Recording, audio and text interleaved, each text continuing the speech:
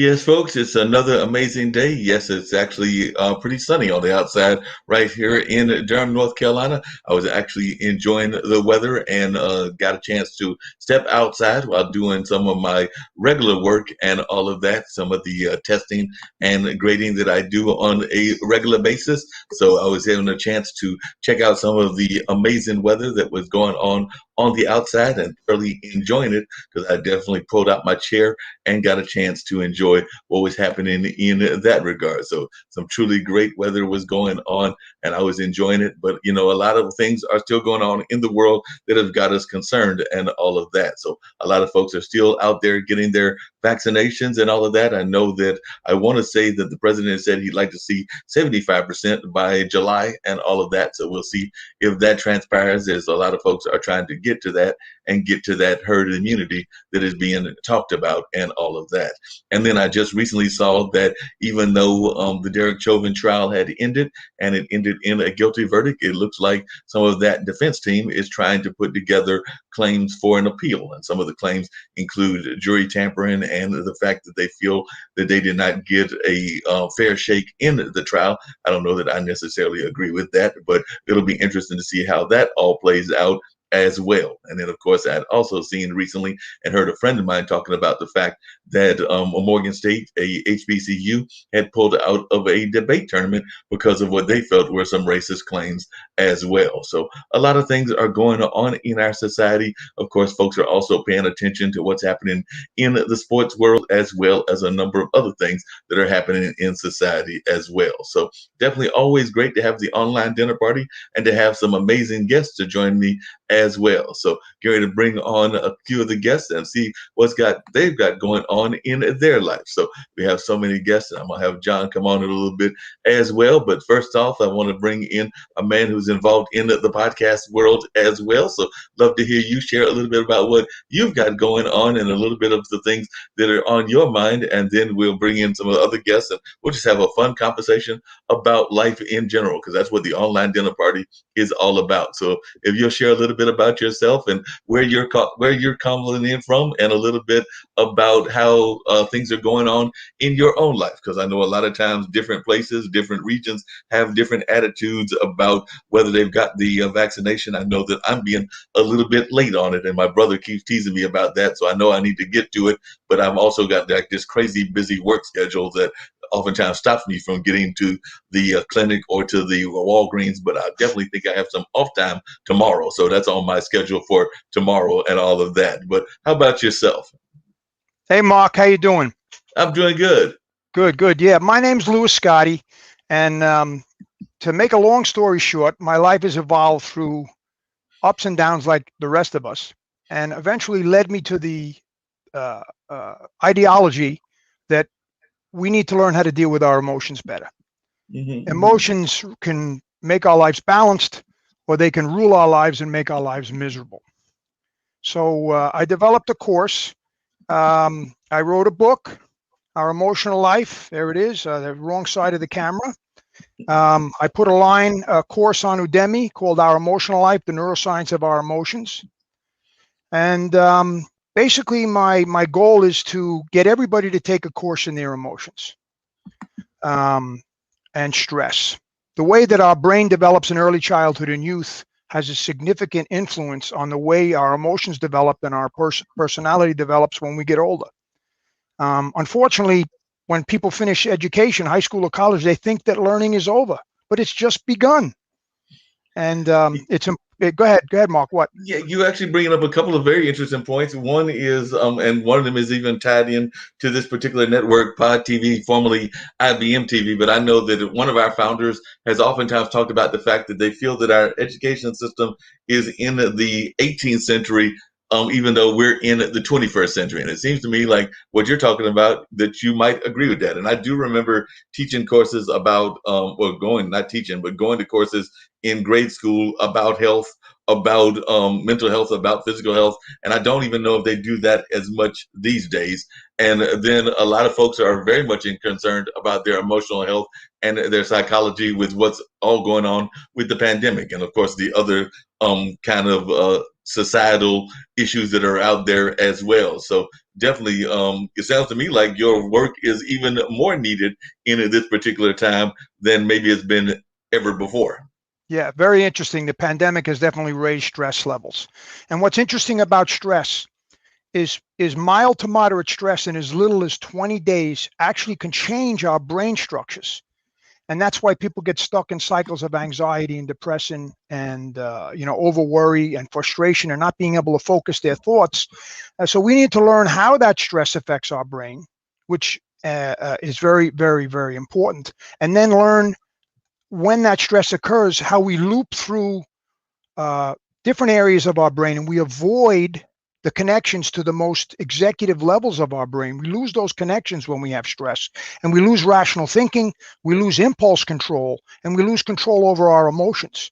So my work is all about informing people how our brain works, how it develops in early childhood and youth, and then how to reduce that stress through a process, usually 2 or 3 months minimally, which is also the most difficult part because most people, I would say we only have 10 or 20% of us that ever really commit to anything, which is another issue for another topic of conversation.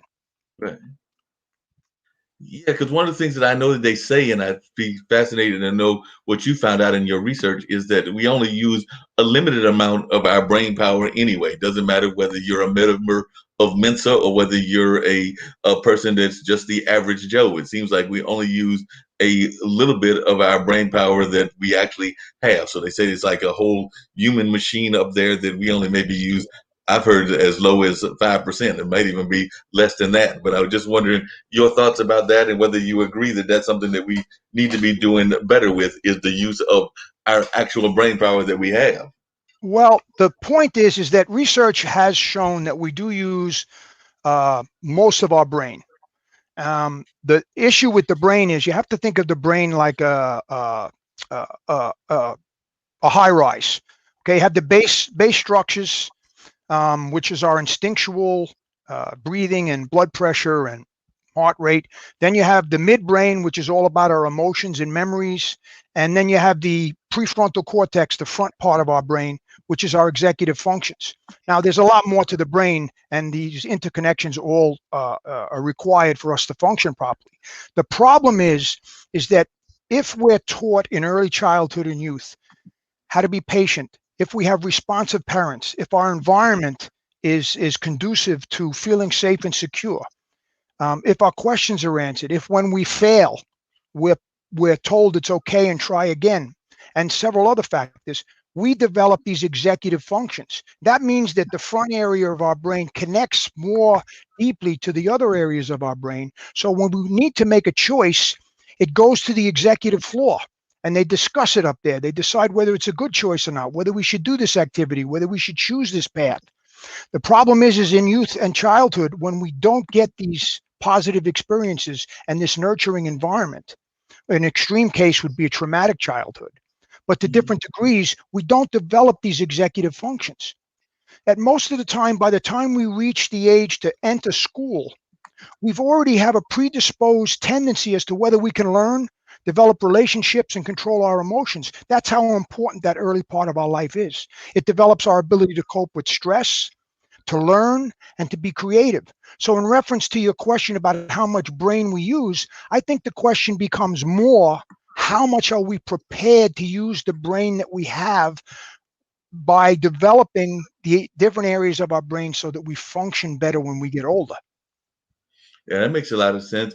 At what point do you think did you decide that you wanted to get involved in the study of this? I'm hearing definitely a New York accent, and I know that currently you're in sunny Florida and all of that. So, at what point did you decide that you wanted to get involved in this entire field of learning about emotions and what you're all into?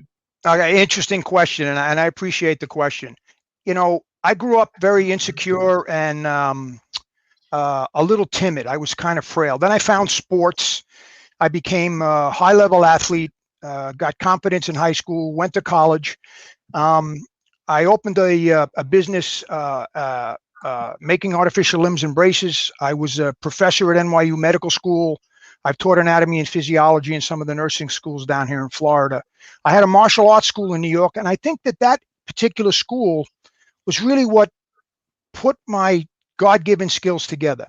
I started a mentoring program for youth. I found in my summer program that the kids really appreciated the conversations about things, about dating, about how to write a resume.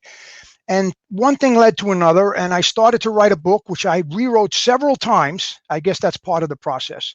And I started to develop this course on Udemy, which I did for 2 years doing research and so forth.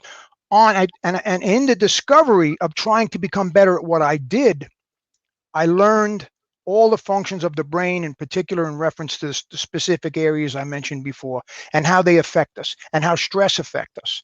And there's so much anxiety. This country is rampant with an epidemic, not only of COVID, but we've been dealing with several years of severe anxiety and depression, and it's holding our kids back. It's holding our adults back. We need to make this type of education more mainstream. Like you said, it should even be taught in schools, basic concepts of how our brain develops and how simple ways and simple conversations and the way we speak to each other, how it affects our brain and our ability to learn and grow. So I guess there was no moment. It was kind of like an evolution. And I say about 2 years ago, it all came together.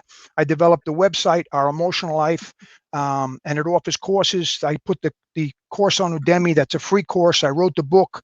And now we're really starting to push and get out there and get on the internet and do podcasts with great people like you to help us get that information out there.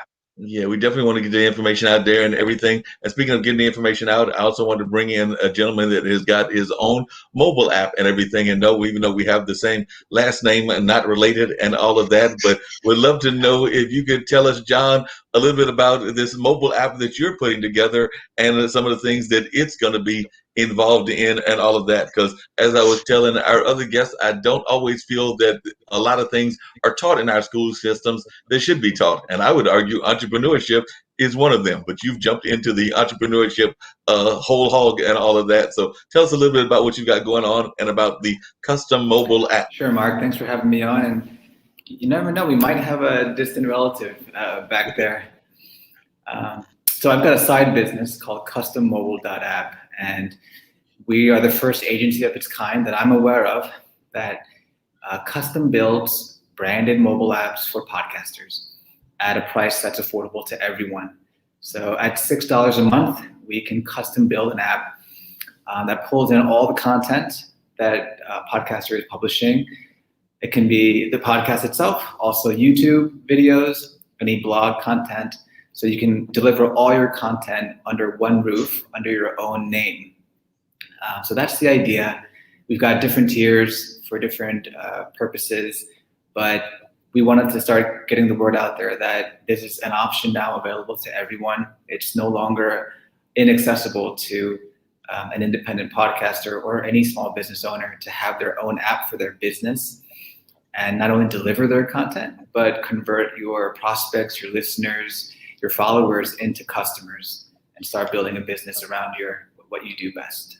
Yeah, because one of the things it sounds like you might be able to do, and I know that a lot of folks have been thinking about this just in the streaming podcast world as well as the audio podcast world, is that while they can oftentimes tell you what countries you're going to and who's listening, and sometimes even do a good job of doing demographic studies, they don't always do as good a job as, say, the Nielsen's or the Arbitrons in radio of actually giving you a concrete feel as to your actual numbers. And I know that can be an issue within this new world of streaming podcasting and even the older world of audio podcasting. So are there ways that this particular app will be able to help podcasters deal with that? Because I do know that a lot of times folks are trying to figure out, they can be told that, X amount of people, X hundreds or X thousands are watching, but they don't really have a feel as to how many of those are true customers. So is this an app that is going to be able to help with that? And if so, how?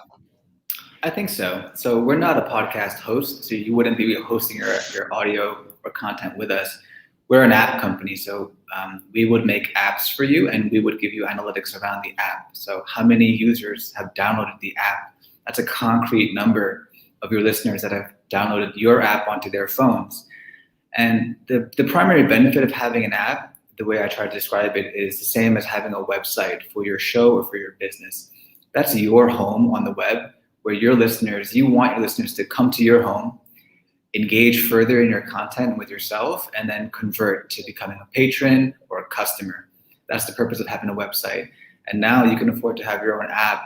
So you have your home in the pockets of your listeners. Those who are super engaged with your show, who you can give an incentive to download your app, maybe with exclusive content or access to you or the community of other listeners. Those app users then become really valuable to the podcaster from a business perspective, because you have a direct channel to talk to your listeners. They can talk to you. You can send them push notifications and move them down that sales funnel to whatever call to action that you want your listeners to take. That, I think, is the primary benefit of having an app over distributing your content everywhere, which you should be doing. Your content should be getting out everywhere, on Apple Podcasts, on your website, on Stitcher, wherever, but also on your own app, because that's where you make that conversion from listener to customer. No, that makes a lot of sense. I know that a lot of times, and this is actually for both of you, in the true sense, both of y'all are entrepreneurs. And I know that I've had other guests that have been entrepreneurs as well. And I've asked them the question before, which is, were you the entrepreneur that was always going to be the entrepreneur when you were a kid? So like, were either one of you the kid that when you grew up was doing lemonade stands or Boy Scout items or things of that nature? Or did entrepreneurship come to you later in life? And if so, how did it come to you? Because definitely I consider both of y'all true entrepreneurs. So I just want to know, at what point in your life did the entrepreneurship journey begin? So I guess I'll start with you, definitely John and everything. So if you can tell us where it started with you and everything, and then we'll hear from our other guests as well. So John, was you always an entrepreneur? No. I never wanted to be a business person growing up. I wanted to be a veterinarian when I was younger. I went to college for animal science. It's only maybe 10 years ago, since I was in grad school, I got an MBA in social policy, that I started thinking about entrepreneurship. We had a class in it. We had projects around starting our own imaginary businesses, building our own products. And that's when I just started thinking about it, and I just fell into it. This is my first side business. I'm trying to build it up into a proper business. I have a full-time day job as well. Got to feed the family. I've got a 5-year-old son to provide for, so I need some stability there. But at the same time, I'm trying to build up a side business that hopefully one day I can go into full-time. So it's something I've grown into and I've fallen in love with. I think there are skills in entrepreneurship that apply everywhere. I'm learning so much just by building the business about how to build anything. Like in the future, if I were to start a nonprofit, work anywhere, these skills in terms of messaging your product or service and getting the word out there and selling what you're doing and converting prospects to customers. Yeah, it's just an incredible learning opportunity. Like you said, like learning is a lifelong pursuit. And this has been a great way for me to keep learning, and just in a fun way. And what about you, Louis? John, that's wonderful. Yeah, I'm gonna jump in there, Mark. Okay. Yeah, please. Okay, John, you're gonna go through a process. I'm a little older than you. It's great to see you doing what you're doing, and I've always been an entrepreneur. I've never really worked for anybody my entire life. A couple of times when I came out of school, I had to work as an apprenticeship or an internship in the medical field, but then I was always working for myself. And what you'll learn the more you work for yourself is the learning curve will decrease. So just in the beginning, just constantly learn and push. Make sure you get your rest and you keep your stress levels down, because that does affect the quality of your work and how long it's going to take you to get to the point where that learning curve levels off a little bit. And then efficiency and effectiveness definitely increases down the road. But in the beginning, it's real important to just push, learn, ask questions. And you'll redo. I wrote my book. It took me 5 times. I rewrote it, and then I still had to have it edited. It's just part of the process. Anything of quality, which we lack today, takes time, and very few of us are willing to put that time in to get to the point where we have something substantial. So keep going, John. It's wonderful. As far as myself, yeah, I always had the lemonade stand, and was always trying to do something to learn more, and it was a natural thing for me. But my calling is that not only was I an entrepreneur, but I never wanted to do anything easy. So I always took some vast concept like emotions. My God, it's a big concept. And then I have this ability to thank God, to funnel things down into a presentable presentation, to make something maybe complicated. I understand anatomy and physiology and neurology to a certain extent, but the common person does it, to make it presentable and understandable and useful and applicable to them, so that they can then learn about their emotions and so forth and so on. But that's always been my skill as an entrepreneur, to take a concept and funnel it down into a learnable presentation and something that people can use. Because one of the things we're seeing now is so many people are pivoting. They're actually using this time to go into different jobs. And part of that is because of the pandemic, keeping a lot of people at home. I've got a number of my friends that are, doing jobs, what they call those gig jobs, whether it's, riding Lyft or Uber, or whether it's doing Grubhub or DoorDash. So I've got a number of friends that are involved in those kind of fields and everything. So I was wondering from both of you, are you seeing that in your own travels and everything? And is that something that you would encourage more people to get involved in? Because it does seem like we're moving away from that office job where the person is sitting in the office. Even those jobs that were in the office, seems like a lot of them are now at home and will be, during the pandemic, a lot of them were definitely being used remotely. And even now, a lot of them seems like they're going to be half and half. So they're going to be in that hybrid model. But I was just wondering your thoughts about that, and if that's a encouraging sign you're seeing, or if that's something that you're worried about. I can speak just from a very personal level. So this past Friday, my job told me that my job and my entire team is going to be cut, and my last day on this job is going to be July 2nd, because the company I work for got acquired by a bigger company, and they decided to just eliminate all of their US developers and continue hiring overseas. So my job is becoming offshored, basically, in this situation. And it got me thinking a lot about, wow, I'm in that role now where my job, my role is can be offshored and is being offshored. And my job may not be around in the next 5 or 10 years. I'm still looking for work, and I think I'll be okay. But it's good to think about and be reminded of the fact that there really is no job security. I kind of knew this before. Just because you're at a company and maybe for many years doesn't mean there's no guarantee you're going to have that job for the rest of your career. And whatever security you think you have at a comfortable job, that's an illusion. And it just reminded me, I have to always be learning. I have to always be thinking ahead about not just what I'm doing now, but what I should be and thinking about doing 5 years down the line, 10 years down the line. You can't get complacent, unfortunately. Like, our economy is not the kind of place where you can just expect to be in the same kind of role for 10 or 20 years, which I think is a blessing and a curse, because it's a challenge and it gets people off their butt and stretches them to keep growing and learning, which is so important. But it's very disruptive too. And we're going to need a lot of skills to navigate this ever-changing economy and world going forward. It's just going to keep going faster and faster. And I think what, Louis, you're teaching people to do is manage their emotions through the storms that are going to come more frequently. Our economy goes up and down much quicker now than I think it did in the past. Every 10 years now, we're going to see a recession of some kind. So to be more resilient, to gain the skills to be emotionally resilient for myself and for my family is going to be more and more important going forward, so we can navigate these changing times. Yep, definitely. What are your thoughts, Louis? Because like you mentioned to John, there's the age gap between the two of y'all and everything. So you've seen a lot in society. But I'm just wondering, what are your thoughts about this new kind of push toward gig economy?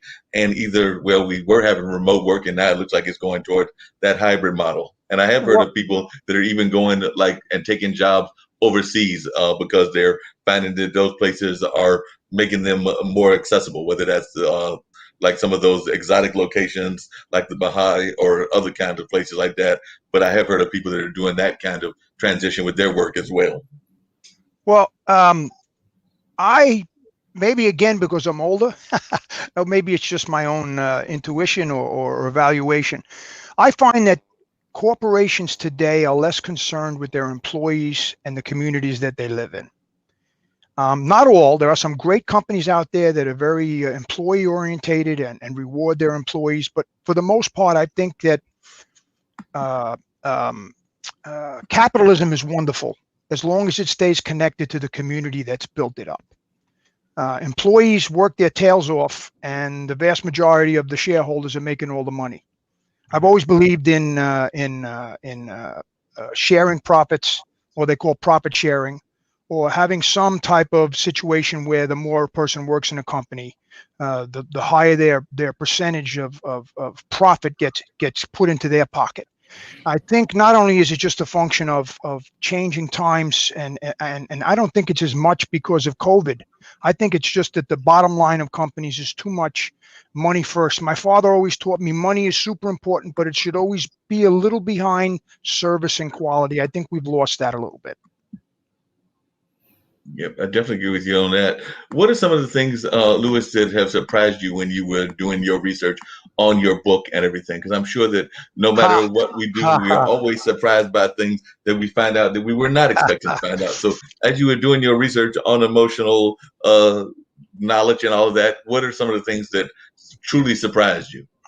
What surprised me is how much I needed to work on myself.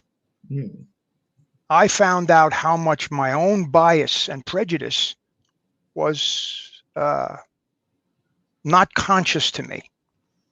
I grew up with a very progressive father, lived in a multicultural neighborhood in Brooklyn, and I really had no ethnic prejudice or religious prejudice. We always had people come in and out of my father's butcher shop down in Brooklyn. But the research, which it also... It forced me to take a hard look at myself. I always tell anybody that's a consultant or a coach that they should go through the process themselves. You can't help other people until you really understand yourself. It has to do with the conscious knowledge of where our emotions come from and how our personality develops and how that affects our daily lives, our communication skills, our ability to be creative. So I think great question. But I think what it did was the learning process, as with all of us, as with what John is going to go through and is going through now, as we go through the process of developing our business, we begin to learn a lot about ourselves, which down the road becomes extremely important for productivity within the organizations we belong to. Yeah, that makes a lot of sense. John, definitely we know that the Asian culture has got a lot of hits in terms of the way it's been treated in a lot of ways and everything. And I was just wondering, in your own life, have you been impacted by that? And also, even in the business world, have you been impacted by that in any ways that you can reflect on? Because definitely, whether it's a past president that wanted to call COVID the China flu, or whether it's some of the attacks that have been against Asian society in general over the last several months. Yeah, I mean, to be very honest with you, I don't follow that kind of news very much. And I haven't been affected personally from any particular prejudice, but my wife does follow that much more. She's on Instagram and she's like telling me stories every day about these horrific attacks that are happening. And I tell her, yeah, you don't have to watch all of that. You've got to guard your mind also, because if you watch too much of that, you're just going to get more and more scared and more paranoid.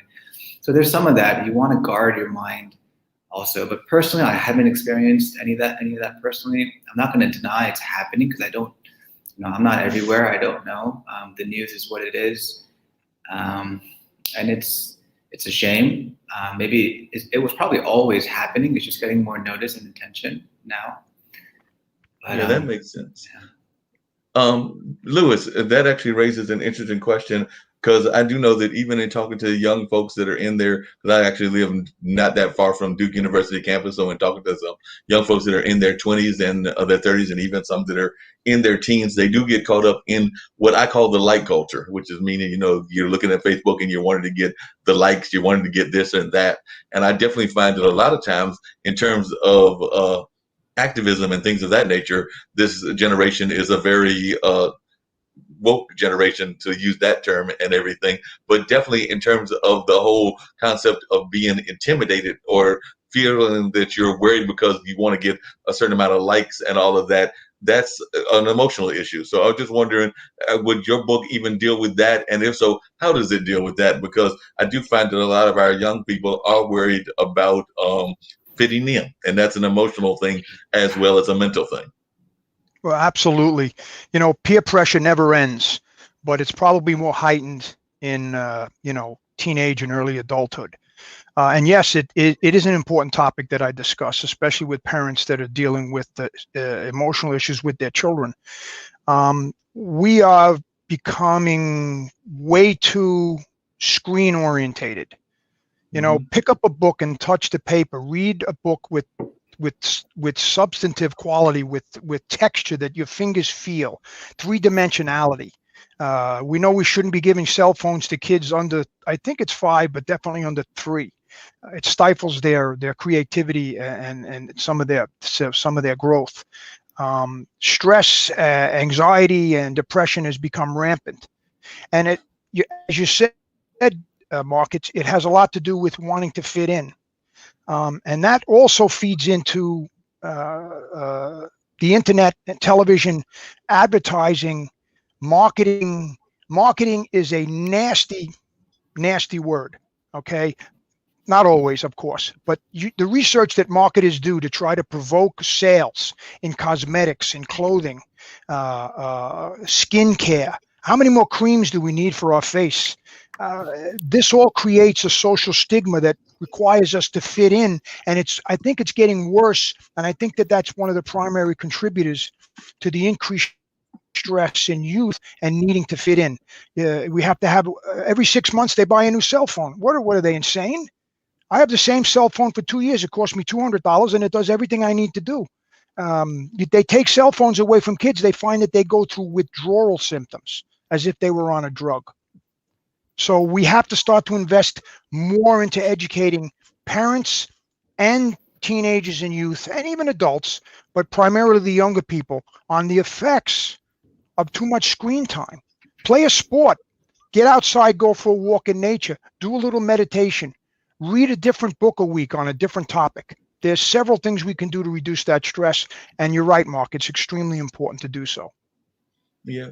John, what do you and your wife do in terms of your own trying to relieve your stress? Because I do know a lot of folks during the pandemic and everything were very much caught up in wellness tactics, and it might be in everything from meditation to yoga to just kind of like relaxing, or as Lewis was saying, just picking up a book and just reading that. So, or maybe watching a streaming movie together and everything. But what are some of the ways that you dealt with that, John?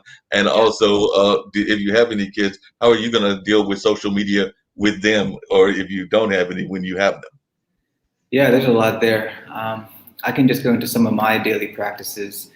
At 5 o'clock, I just shut off work and I don't look at my laptop. After that, my mind and my attention is completely dedicated to my kid and my wife. And that's been a huge blessing for me. I do take 1 day off a week, Sundays, to just, again, no media, no work. And I don't even try to think about work.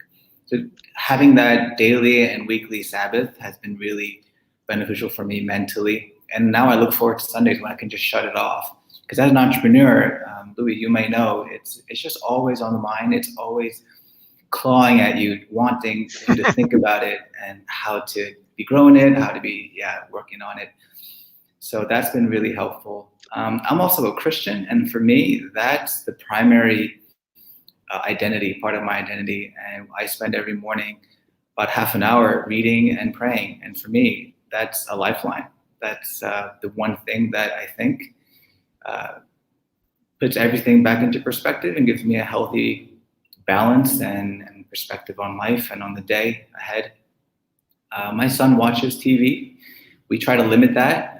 He watches a few cartoons a day, but yeah, we don't want to. I don't like it when he's on that thing too much, because he does go through withdrawal. When we pull that away, I can see him physically respond to it. He wants it, and he gets irritable and angry about it.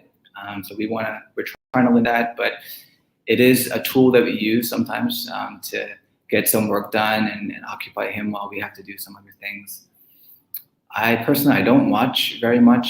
I don't watch any TV. The main way I consume content is through podcasts. So when I'm working out, I've always got a podcast in my ear. When I'm driving long distances, I'll have podcasts in my ear. And I try to read a little bit every day. Right now, I'm going through the Harry Potter series for the first time, and I'm loving it. After my wife and kid go to bed, I'm on book 4, and I'm just like, I'm loving it. So yeah, I think going forward, like I'll be reading more. I just think I find it more pleasurable than I ever have before. I was never like a big reader, but as I'm getting older, I find it more enjoyable, pleasurable even. And yeah, I don't feel the temptation to watch anything anymore, even though sometimes I feel like I'm missing out on some great shows, some great content.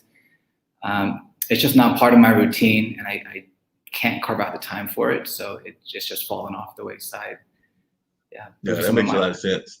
Lewis, how important it is, and it doesn't matter what the denomination is or what the religion is, but how important is spirituality to you, or faith, if you want to use that term, and everything? And what are some of the books that have made a difference in your life? Like I said, you heard that as far as a fun book, definitely John likes the Harry Potter series and everything, but what are some of the books that have impacted you, whether they were fun or whether they were serious?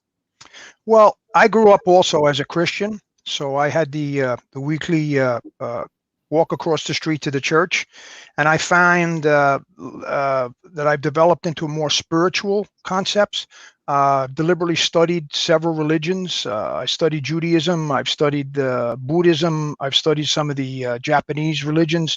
What I find wonderful about religion in general is it's definitely a unifying concept. It's a very social issue. And since we're social beings, it connects us through concepts of value and morality, which is the best part of religion.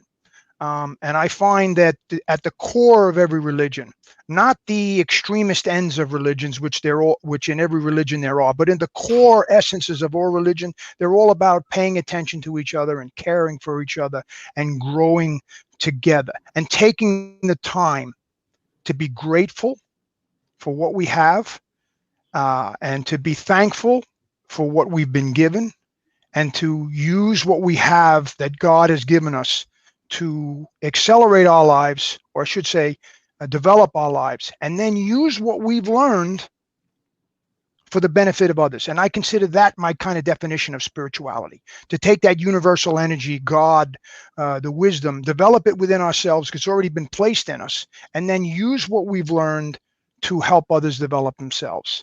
As far as books, oh God, I've read so many books. I read a book a week. The 7 Habits, the religious books I've read.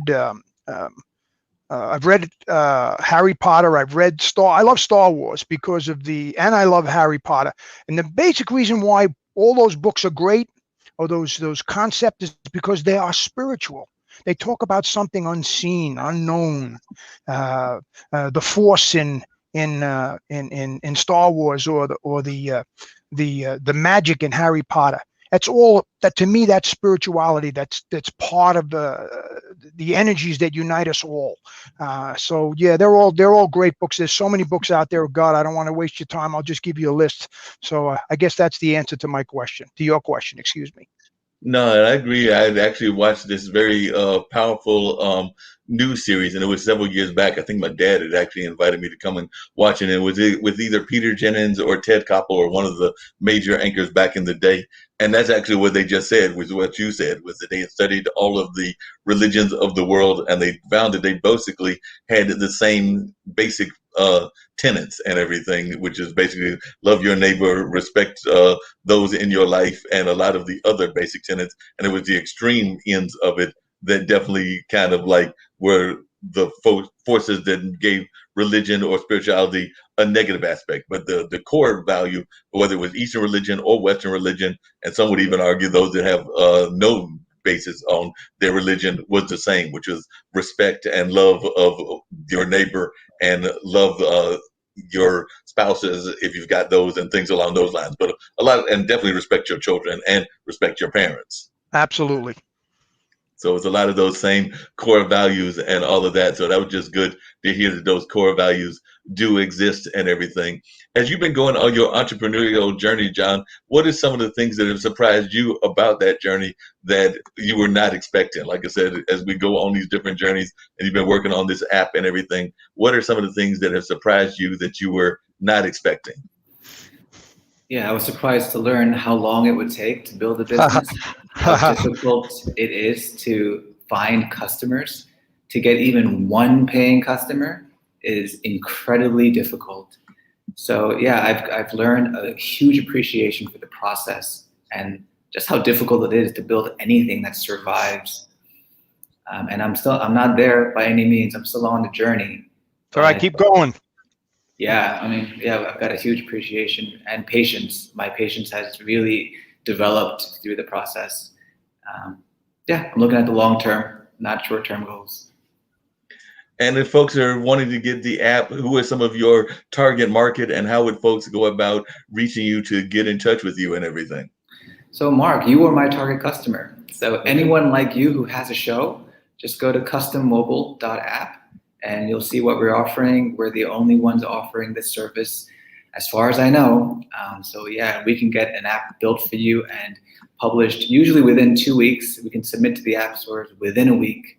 And then Apple and Google can take about a week to review and approve the app. But yeah, I think we're the first out the gate for this, and our apps are beautiful and professional.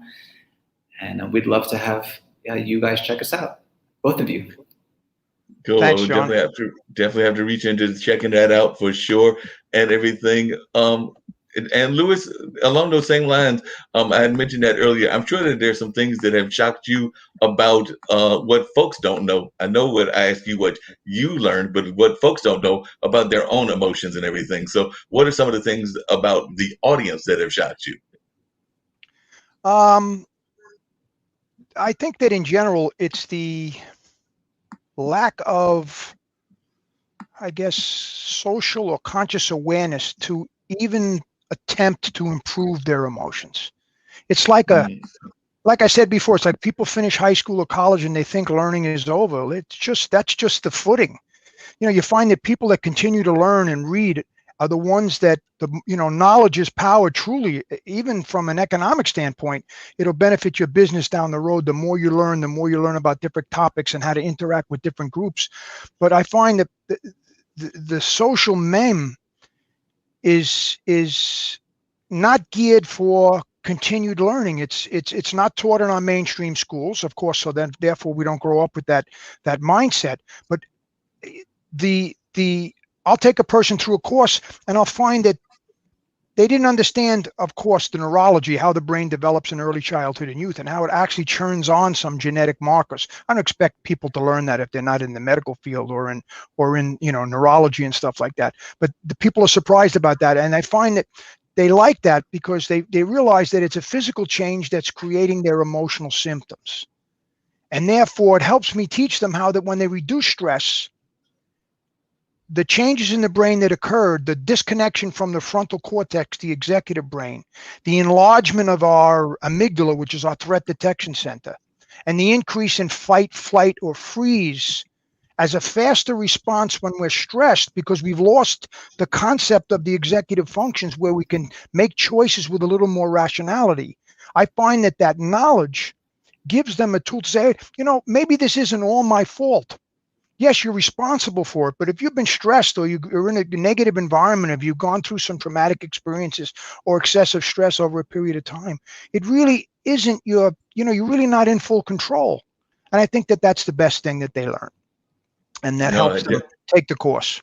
Oh yeah, definitely. Sounds like an amazing course and everything. And I definitely want to talk to you a little bit more about that. I know John's got to get out before that 5 o'clock hour that he just mentioned to us and everything. But definitely one of the things that I asked most of my guests, and definitely I'm going to ask you, John, it's actually a two-part question. The first is, do you feel that you got enough of the entrepreneurship background when you were in school? And if not, why not? And I know that may be a long question, but if you can answer it, that'll be the first one. And then the thing that I get all my guests and I'll even get Louis to do it later on, is I love to have them share their message of positivity to the world, because definitely this particular network is a global network, and we definitely try to encourage folks to share their message of positivity to those not just here in the United States, but around the globe.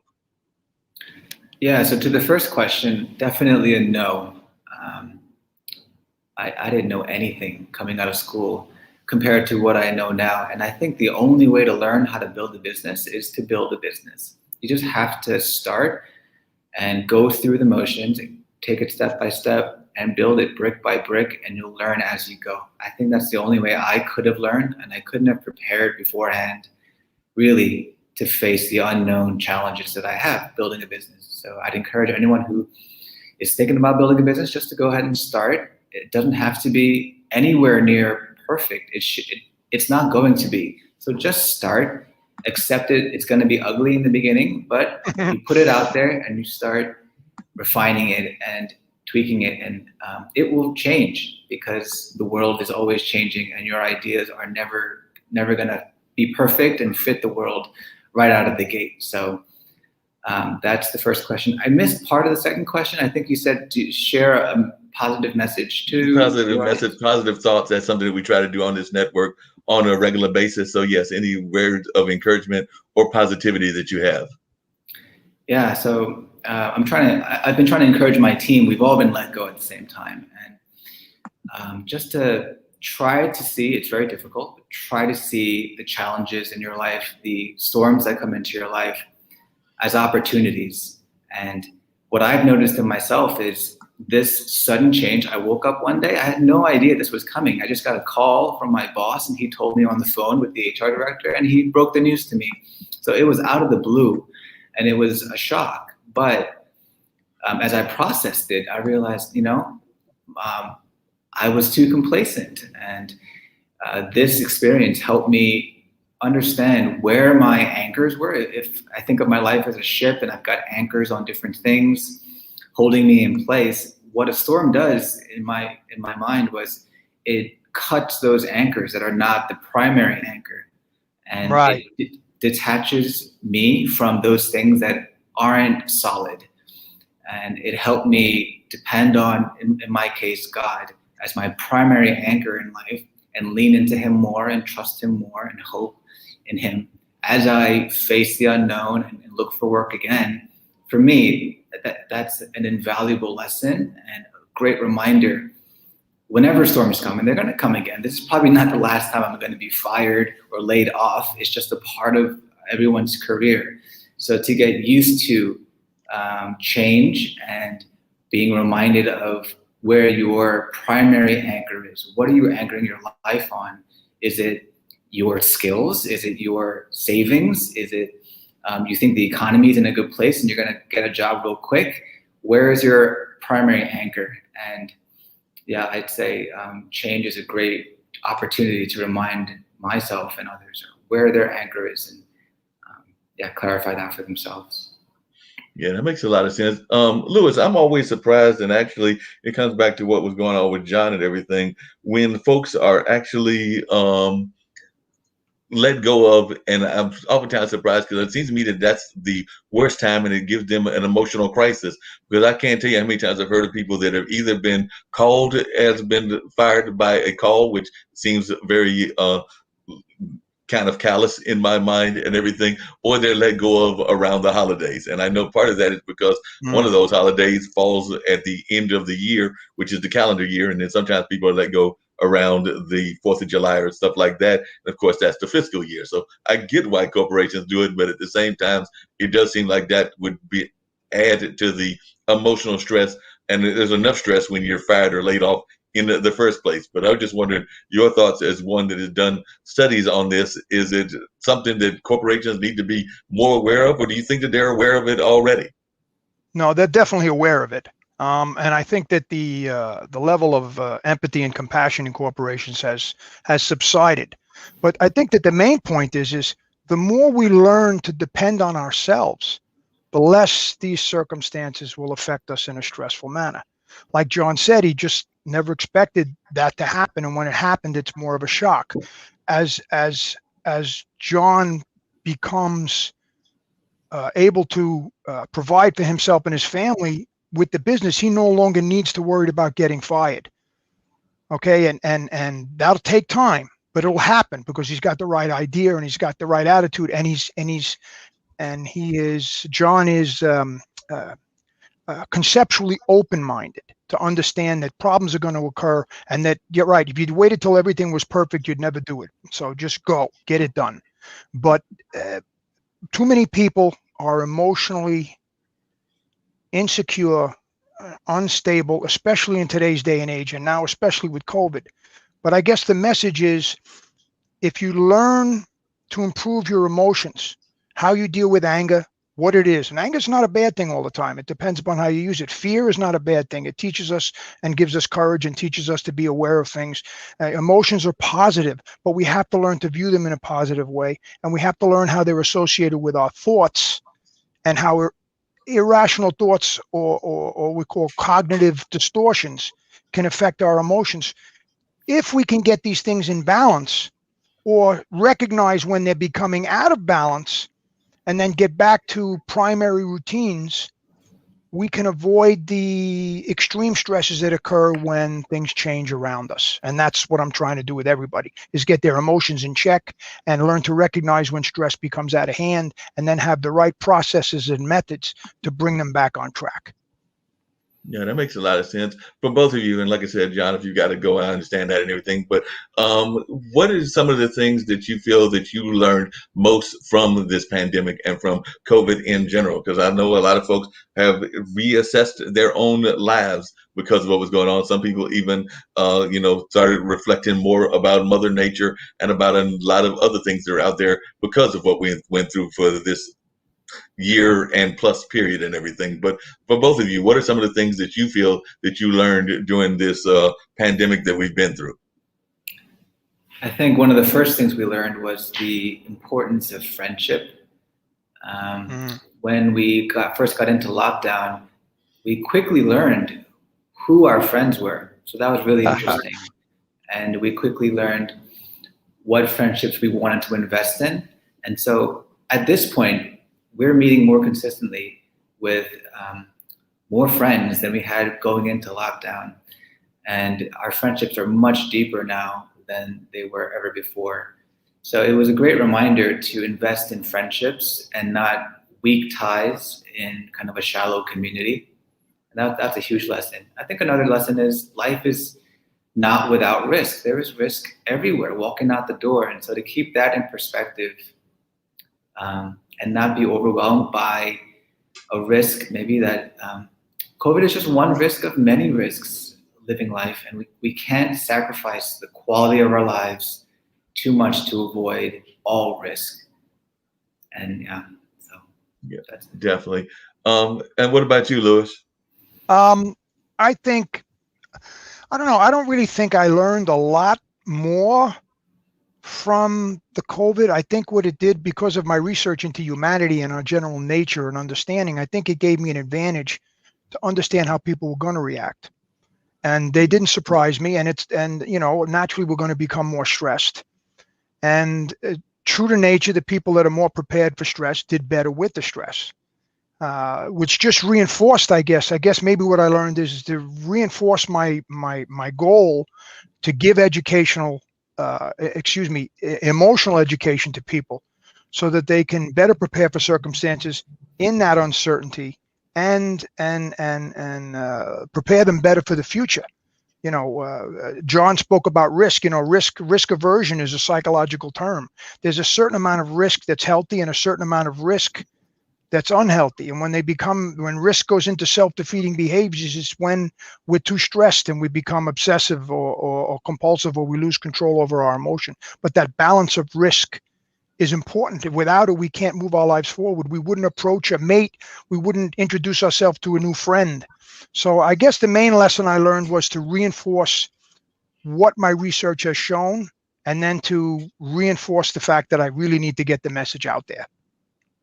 Yeah, definitely. And I've actually got a question about that. And then, John, as I get ready to fade you out of here and everything, but one of the things I was going to ask you is how can folks reach you if you give us that website and social media one last time that folks can reach you as you get ready to head out and do your meditation for the rest of the day. So if you can let folks know how they can reach you. Yeah, folks can reach me at custommobile.app, and they'll find all the other ways to connect with me there. So yeah, thank you so much, Mark, for this opportunity, and I really enjoyed our conversation with both of No you. problem. And are you on any other social media like Instagram, Facebook, or anything along those lines? Yeah, we're there. I'm on Twitter at Pod Squad Inc., but you'll find links to that at our website, custommobile.app. John, Sounds if you great. ever need to reach out, contact me at ouremotionallife.com. Just have a conversation. You've inspired me. You see a young man who's I don't know, just gone out on a limb, and the limb is always a little blowing in the breeze. So it takes some time to learn how to balance yourself. But I think you're going to do great, and just don't give up. And remember, stress is sometimes the enemy, but recognize it and just put it to the side and keep going forward. It's nice to have met you, John. Thank you, Louis. Great to meet you too, and we'll connect offline. Wonderful. Bye, Sounds guys. Thank you great. so much. Yeah. The thing I was going to ask you and everything was I actually had the pleasure, I think it was on one of my Monday shows, to talk to somebody that was involved in relationship counseling and all of that. Mm. But we were talking about a lot of parts of aspects of that. And part of that was the emotion. So when is in your mind, Louis, do you feel somebody is emotionally healthy? Because I a lot of times find that people are not as emotionally healthy as they think they are, or they may have an illusion of being emotionally healthy. So in your mind, when is somebody truly emotionally healthy, and what are some of the signs that they are not emotionally healthy? Okay. It's naturally the answer to the question is not definitive, and there's no given boundary or line. But I guess if I had to define healthy emotions, it's when we know our buttons, and when they're pushed, we don't overreact. We all have Gotcha. buttons. We all have insecurities. No matter how successful we are, there's a button that's pushed. There's a memory that annoys us. There's a circumstance that brings up a negative emotion or a thought. Being in control of our emotions means that when those buttons are pushed, we may get the internal response, but we have the cognitive ability to respond or sometimes not to respond. And then reinitiate the thought and reinitiate the feeling to understand that that's not related to the present circumstance. So positive emotions, anger is good. I get angry about a lot of things in politics, in the religion, in the world, and people, but how we use that anger, and if we're capable of using it productively, and that fear, to use it productively. We're going to go on a job interview. We're going to start a new school. We're in a new relationship, a first date. Fear is present, but does it control us?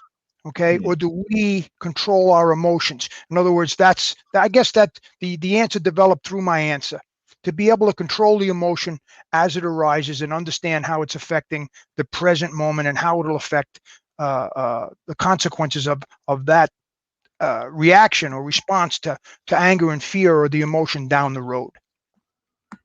Yeah, that makes a lot of sense and everything. I know one of the other things you talked about was the fact that you are not just a martial arts person, but also an artist. And my dad is actually an artist as well. He does a lot of different kinds of artwork, including photography and gourd work and a number of other styles. But how important has artwork been in your own development and in the development of your studies of emotions? Because I oftentimes find that it's very much something that folks are very much interested in.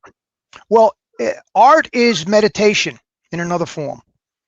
Okay, I find that if people don't find a way to meditate, to shut their mind off, as John spoke about earlier, he reads that book or takes Sunday and he shuts the world out, and now it's just he's in the present moment.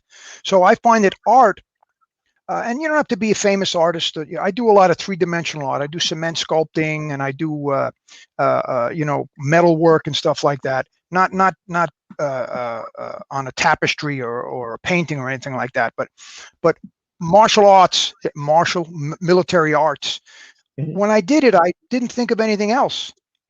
And when your mind is in the present moment and you're in what's called the flow, which is a very important concept, uh, uh, you are disconnected from negativity. So art is in its purest form practicing. I call meditation practicing peace, but art is also a form of practicing peace. And if we practice peace, we get better at it. And I think art has that ability to do that. Now, I know that in your book, Our Emotional Life, the Neuroscience of Our Emotions, you actually talk about folks controlling their emotions. And I know a lot of times folks try to do that, but sometimes I actually wonder if that's a good thing. Should we try to control our emotions, or should we let our emotions control us? Because sometimes I do wonder whether it's dangerous to let us not let our emotions out No, every no, time. Because sometimes we also let our emotions get pent up. Because I know sometimes you might feel something and you don't want to let it out because you're afraid that you might say something wrong and all of that. So I call that the emotion box. I have a picture in the book of the old coil where you turn the box and eventually you don't know when the spring gets tight and the pops up. right. I call that the anger box. If we don't know how to resolve anger issues or deal with it, if we tuck them away without the ability to resolve, in other words, if we really get angry to the point that we want to lash out and we just tuck that away and constantly do that, that's unhealthy emotions. Even though we may not have responded in a negative way, we've responded internally in a negative way. So when I say healthy emotions, the response externally has to be healthy, but even more importantly, the response internally, the way we place the anger inside us or the fear inside us. Okay, I've had times in my life where I've been anxious. Okay, I don't walk around letting everybody know I'm anxious, but that anxiety is affecting me through the day if I don't recognize it and tone it down, or I get angry about something. So emotions are always need to be in control, but being in control of your emotions doesn't mean you don't express them. And that's another thing we teach. How do you express your anger? Have you ever expressed your anger? Or when you express it, is it that that box bursting open, and then it just becomes out of control? So the process is to learn to understand what emotions are, where they come from, and then practice. That's part of the phase down the road after we become aware of our emotions and where they come from and the consequences. Is now we practice new ways of responding to our emotions, responding to those buttons, responding to our memories, our emotional memories, I call them, which is a term I use often, because our emotional memories establish how we respond to things out in the world. So everything is a practice, and yes, it's the process. We learn how to respond with those emotions as part of the training. Because along those same lines, and this is actually a conversation I was having with that young lady I was talking about, there was the relationship counselor and everything. Sometimes we get into those situations, and maybe it's dating situations or even family situations, where you want to lash out at the person, but you know that's not the thing to do. So, but you also don't know how to say it in a friendly way and all of that. So you let it fester inside, and we know that that cannot be healthy to your own physical health, much less your emotional health, but can also cause problems with your physical health. So when you're talking to your folks that you're dealing with, is that something that you address as well? Because I do know that sometimes folks will, want to say something that they feel may hurt the person, whether that's a rejection, like ready to break up with them, or whether that's a wanting to lash out at them with words and all of that, but you don't want to do it. So then you internalize it. I have a funny little thing I developed. It's a little business card. I tried to look for it on my desk. I don't have it, but anyway, you'll get the concept. And it looks like a remote from a television, and I call it the emotion remote. Okay, and I tell a person, stick it in your pocket, stick it in your wallet. It's more conceptual, but when it comes to our emotions, we have to use every trick we can that's a benefit to us. So in a situation, in a relationship, we're in a house, kids are running around, or maybe we're home with our partner, and we get stressed and we want to, I can't take it anymore. Well, imagine reach in your pocket and hit the mute button, because if you're going to lose it, maybe you don't understand how to respond yet, which is part of the training, but Right. you have to mute yourself, walk away, turn down the volume and mute yourself, walk away.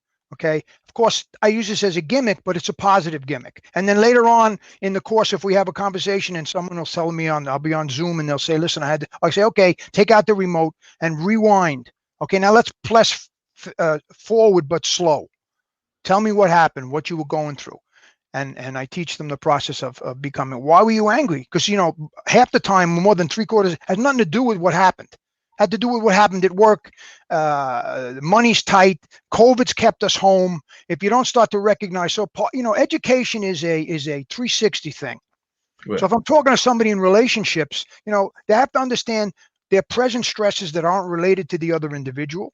Their present stresses that are related to their own emotional issues and personality. And then there's the issue of what's going on between the two of you. So, you know, there is no answer except learning the process, learning to recognize the stress, learning to recognize your own biases and prejudice, your own personal stresses, and then the relationships, and then the social stresses. You know, stress is cumulative. We could have 1,000 little stresses, and as individual stress doesn't bother us, but add it up, holy mackerel, it's Mount Everest. Yeah, definitely. I can see that Mount Everest thing, because I know a lot of times, even within the various relationships and everything, folks, oftentimes there's that old expression of leave the baggage at home. And I don't know whether that's even possible. So I actually think that to be emotionally healthy, you need to at least acknowledge the baggage. And because I was wondering your thoughts on that, because there is that old expression of leave the baggage out of the relationship. And I get that. And I get that you don't want the baggage to influence the relationship. But at the same time, you have to acknowledge whatever the baggage is. Our baggage travels with us everywhere we go. Right. Okay. The trick is we can open it up and put new things in the bag. Okay. It doesn't have to stay all negative. But, you know, our bad habits, the parts of us that, say, when we get stressed, you know, we each have different nuances that we go through. Some of us will eat more. Some of us will exercise more. Some of us will have sex too much. Some of us will overwork. I call it the not the alcoholic, but the aholic, an aholic mindset where we compensate. Okay. These things are going to be part of us our whole life. They're our shadow side. And, you know, it's not a bad side. It's what makes us up. It's part of us. But if we can open up the baggage and learn what's in there, and then maybe just reorientate where you put the shirt and where you put the underwear in that baggage and where you put that anger and where you put that fear, and put it in perspective, and learning to understand where it comes from. You can't resolve anger if you don't understand where it comes from. It's never going to go away, but you can put it in better perspective, and then maybe the baggage gets a little lighter. But we always carry it with us. It doesn't go anywhere, and each of us has our own little individual quirks that we store in our baggage. Oh, yeah. And another thing that I know that you talk about in your book is the whole concept of the different personalities and communication styles. And I think that sometimes we don't even try to bother to understand what our communication style is or what our personality is. And I know that there are various personalities and the various communication styles. So if you can share with our listeners a little bit about what you mean by those and everything, I'm sure that they would be fascinated, because I do know that some people speak directly, some people speak in a roundabout way. So that's one of the communication styles I would imagine that's a difference, but also they're different personalities. Right. Okay. So in the book, it's interesting. I appreciate that. I decided the book is more about, it's not a Pulitzer Prize winner. It's more about everything you need to know to begin to fix your emotions. And as you said, I had the different personalities. But when I teach, or when I try to go over it, and specifically in reference to the question you asked, I place it into passive, assertive, or aggressive. Just to have a common way to communicate what I'm trying to teach and the response from anyone I'm speaking with. Instead, there's many different deviations. You have, extrovert and introvert, which is another topic. And there's nothing wrong with introversion. It's just that, as with all society, the predominance is prejudiced against the minority. So the introverts are great people, and they've learned to use their assets very well. There's another topic for discussion.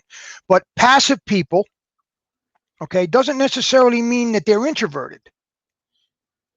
Passive means their body language is tense. Their eye contact is diminished. They speak in a little lower voice, and they speak not with a definitiveness, but with a question. And there's other things, but it becomes passivity then, in the form of discussing our emotions, becomes a form of expressive insecurity.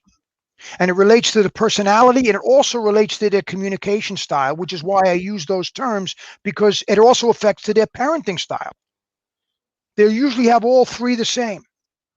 Then you have assertive, which is that balance. And as Socrates said, it's the mean of everything. That's where we should try to find ourselves. But, it's not a perfect center. We all have times when we're a little passive and times when we're a little aggressive. But in general, we want to aim for that area. And then you have aggressive. Aggressive is controlling, arrogance, too much pride. You're never wrong. And that also in personality and parenting, it gets into the type of parent that, you live under my roof, you'll do what I say. It's not the best form of parenting. Okay. It creates problems in children down the road, just as passive parenting would. Okay. And then you get to the assertive. Now, the assertive is, a little of the rules and a little understanding. And I relate that, and I use that in the book and in discussions with people, because I find that being able to separate the three areas is an easy way of differentiating, different personality types. Well, we can get into that in more depth later with an individual, but passive, assertive, and aggressive is the way that I really try to use to describe and have conversations with people. Yeah, that makes a lot of sense. Another thing that I know you talk about, and I know a lot of people do it, I've been guilty of it as well, is avoidance. And definitely, how do you get people to get away from that? Because a lot of times we hate conflict. So if we hate conflict, we try to avoid conflict. And therefore, we might duck it, or we might leave the relationships. We might do a number of things to get out of that avoidance and everything. But I was just wondering, how do you deal with avoidance? Because that is something that I find is a common trait among many people. Yes, avoidance is a big issue. Avoidance and rumination are one of the two major descriptions of depression. Okay, they avoid what they need to do, even though they know they need to do it, and they ruminate. They constantly run thought. They have no control over their thoughts. And I went through some depression in my life, and I understand that that's true. Most people go through bouts of it, and but to truly understand it is difficult. Avoidance is also part of procrastination. Okay, but as far as me teaching people how to improve their lives, their emotions, and improve the way that they respond and communicate and deal with themselves and deal with their emotions, I have an avoidance chart. Okay, when I get into some of the methodology that people do, and this is often used in many therapies, cognitive therapies and stuff like that. In the book, I have several charts at the end. One of them is an avoidance chart. And it's used for people that procrastinate or don't want to get things done. We're all procrastinators. I mean, we're all good at procrastinating. I mean, it's part of human nature, which is also a way to understanding. We don't want to beat ourselves up for being normal. It's okay. We all avoid things we don't like to do. The trick is to get to do them anyway. So I have a chart, and I'll teach them how to take one thing and, work on thinking about it. And then I even have a breakdown if they really have a hard time with something, on even thinking about it, and then even writing about it, and then even going to the place they're avoiding if it's kind of that situation, or putting the phone number on the person they want to talk to, or the place they want to apply to. Some people really have serious problems with avoidance, but in general, everything is a process. I always talk about process. Learn where it comes from, learn how it affects you, learn how to make the changes, what the consequences are, then put practice methodology into place. So within the book, I've come up with a lot of forms that try and help people along the way, and they modify the forms themselves, but it becomes very useful so they can monitor, and I can monitor their results and their progression down the road. Now that makes a lot of sense and everything. Now I've got some friends that are, they don't hide it. They definitely admit it and everything. They've got different things going on in their life. They may be dealing with bipolar. They may be dealing with other things in their lives. So I was wondering, do you feel that your work can help folks that are in that space in their life by decreasing their stress, anxiety, and maybe their depression and other things? Because I do have folks that are definitely within that category, or is just not going to help them, and they have to find, the psychological help from a professional clinician? Or do you feel that this kind of work can help them? This is a great question, because I often get that question asked to me as well in reference to some serious or more complicated mental and emotional issues or psychological issues. I have an intake form that asks you more questions than you can imagine. And I explain the reason why I'm asking these questions is so I can get the big picture. I can put the puzzle together. It asks about medications, past depression, other situations, relationships, what their parents did for a living. To make a long story short, I paint the picture of what the person's life is like. Then I ask them questions. What's your present level? Can you maintain your daily routine? Can you get out of bed in the morning? Can you get to work? What affects you during the day? I ask a lot of questions, and through those questions, I'll make a determination as to if they have, say, bipolar or they have extreme depression. If they're not in a position where they can maintain daily function, I recommend that they go to a psychologist or a psychiatrist, because for two reasons. One, they may need some medication, and in my course, I have a whole section on what's great about medication. Okay, if you need to take it, take it. Take it for the period, take it to help with the depression, take it to get the bipolar under control. Do your research, but get it done. The point being is that I can help anybody with their emotions, but they have to be at a minimal level of stress. If stress is too high, say an extreme depression or out of control bipolar, they can't learn. They don't have the ability to focus. It's not their fault. So we need to work on, sometimes I'll have a discussion with them on how they can reduce their stress and then get back to me. You know, if that stress isn't at a minimum, if they can't listen to what I'm saying, if their focus is out of control, they can't learn. If they can't learn, they can't experience new thoughts. And experiencing new thoughts and experiential learning is what teaches us. So I guess that's the answer. There has to be a minimum of stress before they can start to perceive new ways of thinking, feeling, and doing.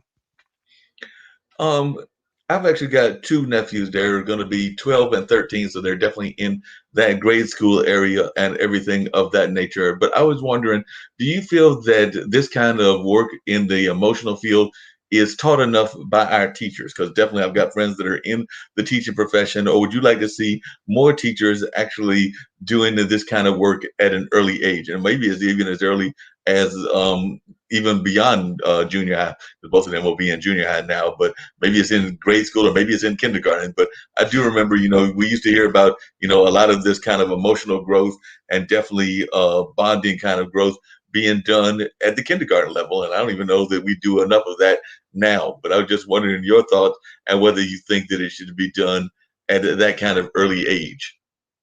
We're definitely not doing enough. And one of my pet peeves is I'm gonna twist your question a little bit in a positive way. Yeah. Not only do I want to educate the kids, but I want to educate the parents, because it's the way that the parents interact with the kids that creates the child's emotions. We're born with a basic temperament. We're born with a genetic temperament. I'm definitely an A-type personality. Okay, very extroverted. Okay, someone else may be born as an introvert. Neither is wrong or right, but the way that we're interacted with as children predetermines predetermines our ability to learn by the time we get to school. So our emotional temperament gets developed by what we experience in early childhood and youth. Then once we get into school, there still should be something that teaches us, very simple in the beginning, how to deal with anger and fear, what to do, some basic steps. That could be very easily set up and be taught.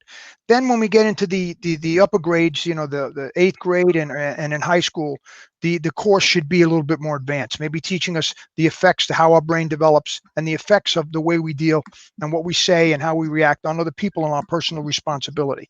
So it's something I'm thinking about doing down the road. I'm trying to get involved with that. I find many of the school systems are semi-closed minded. The superintendents don't want to hear about anything you have to say that breaks the norm, but that doesn't mean I'm going to give up. But I believe wholeheartedly, and I think I hear the inference in your voice that you agree that this is important. Why should we get to our age and still be not understanding our emotions? If we implement these things in early age, we can worry less about interventions later. And then, reduce intervention necessities 50% by teaching parents and kids how to deal with their emotions when they're younger, and their brain is more receptive to learning. Because one of the things that I've been fascinated by, and I'd love to know your thoughts on this, is that sometimes I feel that we pay attention to some of these issues, but we also over medicate them. Because I know that I've got friends that were definitely given Ritalin and they might have just been hyper. They might not have necessarily needed Ritalin. They might not have had some of the things that they were prescribed as having as youngsters and everything. So sometimes it feels that our schools over medicate because they don't know how to deal with kids that are just overactive, over hyper, whatever along those lines. So I was just wondering your thoughts as you've done research both in New York and now living there in Florida. Do you feel that maybe we're overly dependent on medication, and particularly medication that deals with mindset and mental issues with our young people? I probably would have been on Ritalin if they had it when I was younger. I was all over the place, but it really wasn't that mainstream at the time. I had kids in my martial arts school who I got off Ritalin with focus training. Put them on a spot and say, now, no matter what I do around you, you stay focused, you don't move. And then I'd say, okay, now we run around, we play tag. Okay, back to your spot. And I teach parents how to do focus training and certain other exercises that would help them. Of course, these were more mild cases, but we got some of the kids off the Ritalin. I think that the problem is not that we over-medicate. I think we under-educate. Wow. Okay? The Ritalin is given, but if we're not teaching the kids things, if it's applicable, sometimes it's not applicable, but if it's applicable, that certain cognitive abilities can be taught to reduce the need for the medication, I think that's more the answer to the question. Whether we over-medicate or not is really a question for the medical industry, not to the educational system. But if the educational system was taught more or taught different ways on how to, and they are implementing those programs. I don't want to put down the educational system, in that regard, but I think that's the answer. We're not over-medicating, we're under-educating. Yeah, I definitely agree with you that we're undereducating in a lot of different ways, including that and everything. But at what point do you think that it's like who would be your ideal client that you would deal with and everything? Because it seems to me like you could definitely deal with just about anybody. I'm even thinking that some of our past and maybe even some of our current leaders could use your services as well. So who would be the ideal client for you and everything? And have you tried to even work with folks that are in, say, the athletic field or the political field? Because it seems to me that they would be ideal clients as well. Everybody's an ideal client, but there's a prerequisite. Okay? They have to be ready. Gotcha. Okay? No matter what I do, if they're not ready to listen to me, if they're not open-minded, I have 5 things that I consider a prerequisite to actually being able to take a class or a course with me. One, they recognize the need to change and improve. Now, everybody recognizes the need to change and improve, but most people just say it and leave it in their brain and use that as an excuse to pretend that they're improving themselves. Okay, recognizing means you want to do it now. Okay, then there's want, number 2. Again, we all want to improve, but we just say it. Wanting to improve means we can put our ego barriers aside. We can be wrong. We can explain our failures and outwardly and talk to people about them. Then there's 3, belief. Now, we all wane in and out of belief a little bit, but that's normal. But there has to be some basic self-efficacy to believe that we can learn and grow and change. Then 4 is method. That's what I do. I provide a method for them to do it, and support. I encourage them to get support, and I can also act as a support system. But if they're not ready now, if they want to take another course, they want to look at another webinar, they want to read 3 more books, I call them information junkies. They swear that they're the best at procrastinating you could ever imagine. We all do this. Oh, yeah. We seek, but we never do. It's part of human nature as well. So my message is, and I'm going to have a video coming out on that on YouTube and within about a week, being ready. Now you're ready, not tomorrow, not later, no excuses, no procrastination. So that's the answer. Everybody should take the course in their emotions. But with human nature, I think, we're in like the 20% range. And then within that, you got to be human nature. You know it as well as I do. We don't change until we have to, until we're forced to, right? For the most part. So that's the answer, is when they're ready. And they have to be able to commit to me to 3 months of daily work and a conversation online every week. And I'm tough. You didn't do I what you're can definitely. supposed to do. You know, I get on their case, but that's what they want. You know, people that sign up with me want that. They want the truth. They want to be, you know, they want a strong facilitator. They don't want somebody wimpy. No, that makes a lot of sense. One of the other things that I know you talk about, and I'm oftentimes fascinated by, is the fact that so many of us are caught up on our past, and not just the baggage part of our past, but just our past in general. So, what is your ideas about decreasing that fixation? Because definitely, I do know that a lot of times we sit there and we over reflect on what we did right or wrong in the past situations, or in life in general. Sometimes even going back to what we feel was done correctly or incorrectly by our parents and things of that nature. But definitely, how do you deal with that? And in some cases, don't you need to have the fixation on the past experiences? Because I know I've got a dear friend, actually a few dear friends, that those past experiences were part of what they are using as their driving force, because they might have been involved in abusive situations and trying to get others out of those situations. So definitely, I know of at least one lady out in the California area that's involved in that field, and some others that are involved in the human trafficking field, that they use those past experiences as a fuel, as a driving force, and all of that. So I just wondering, in that case, is it healthy and a good thing, or what are your thoughts about that? Because I do know that there's some folks that are using that as their fuel. Okay. I have an article I wrote and a section in the book also. It talks about emotional memory. And again, I go back to, is it a positive emotional memory or a negative emotional memory? You know, for most of us, it's mixed, mostly positive. Right. Okay, there are some in the trauma area where it's considerably negative, and those negative emotional memories have lasting effects later in our life. Okay, but in general, emotional memory dictates how we respond to the triggers in life, how we respond to stress, and how we resolve issues. So we are our past. Right now, you are creating a present, but tomorrow it'll be part of our past, and this experience will contribute to our lives in a positive or a negative way. Right. So when someone has considerable negative emotional memories, what we need to do is, through experiential learning, new experiences, new thinking, overlap the neurological patterns, replace or add a supplement to build up a more positive emotional memory to oppose the negative emotional memory. And this is tricky because depending upon the individual, like you said, you know, someone that uses trauma as an impetus for their forward growth.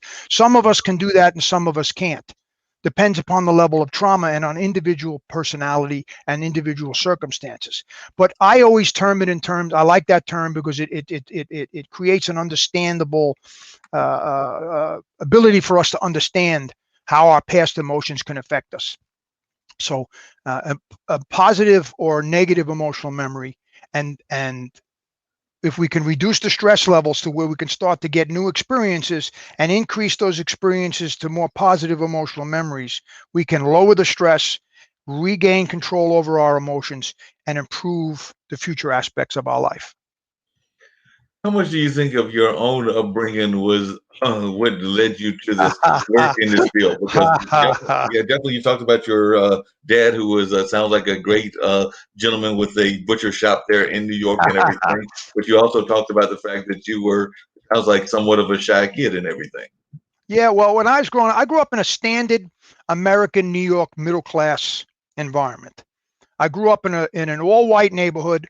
But then I went to high school in Brooklyn. My two best friends were black guys on the track team.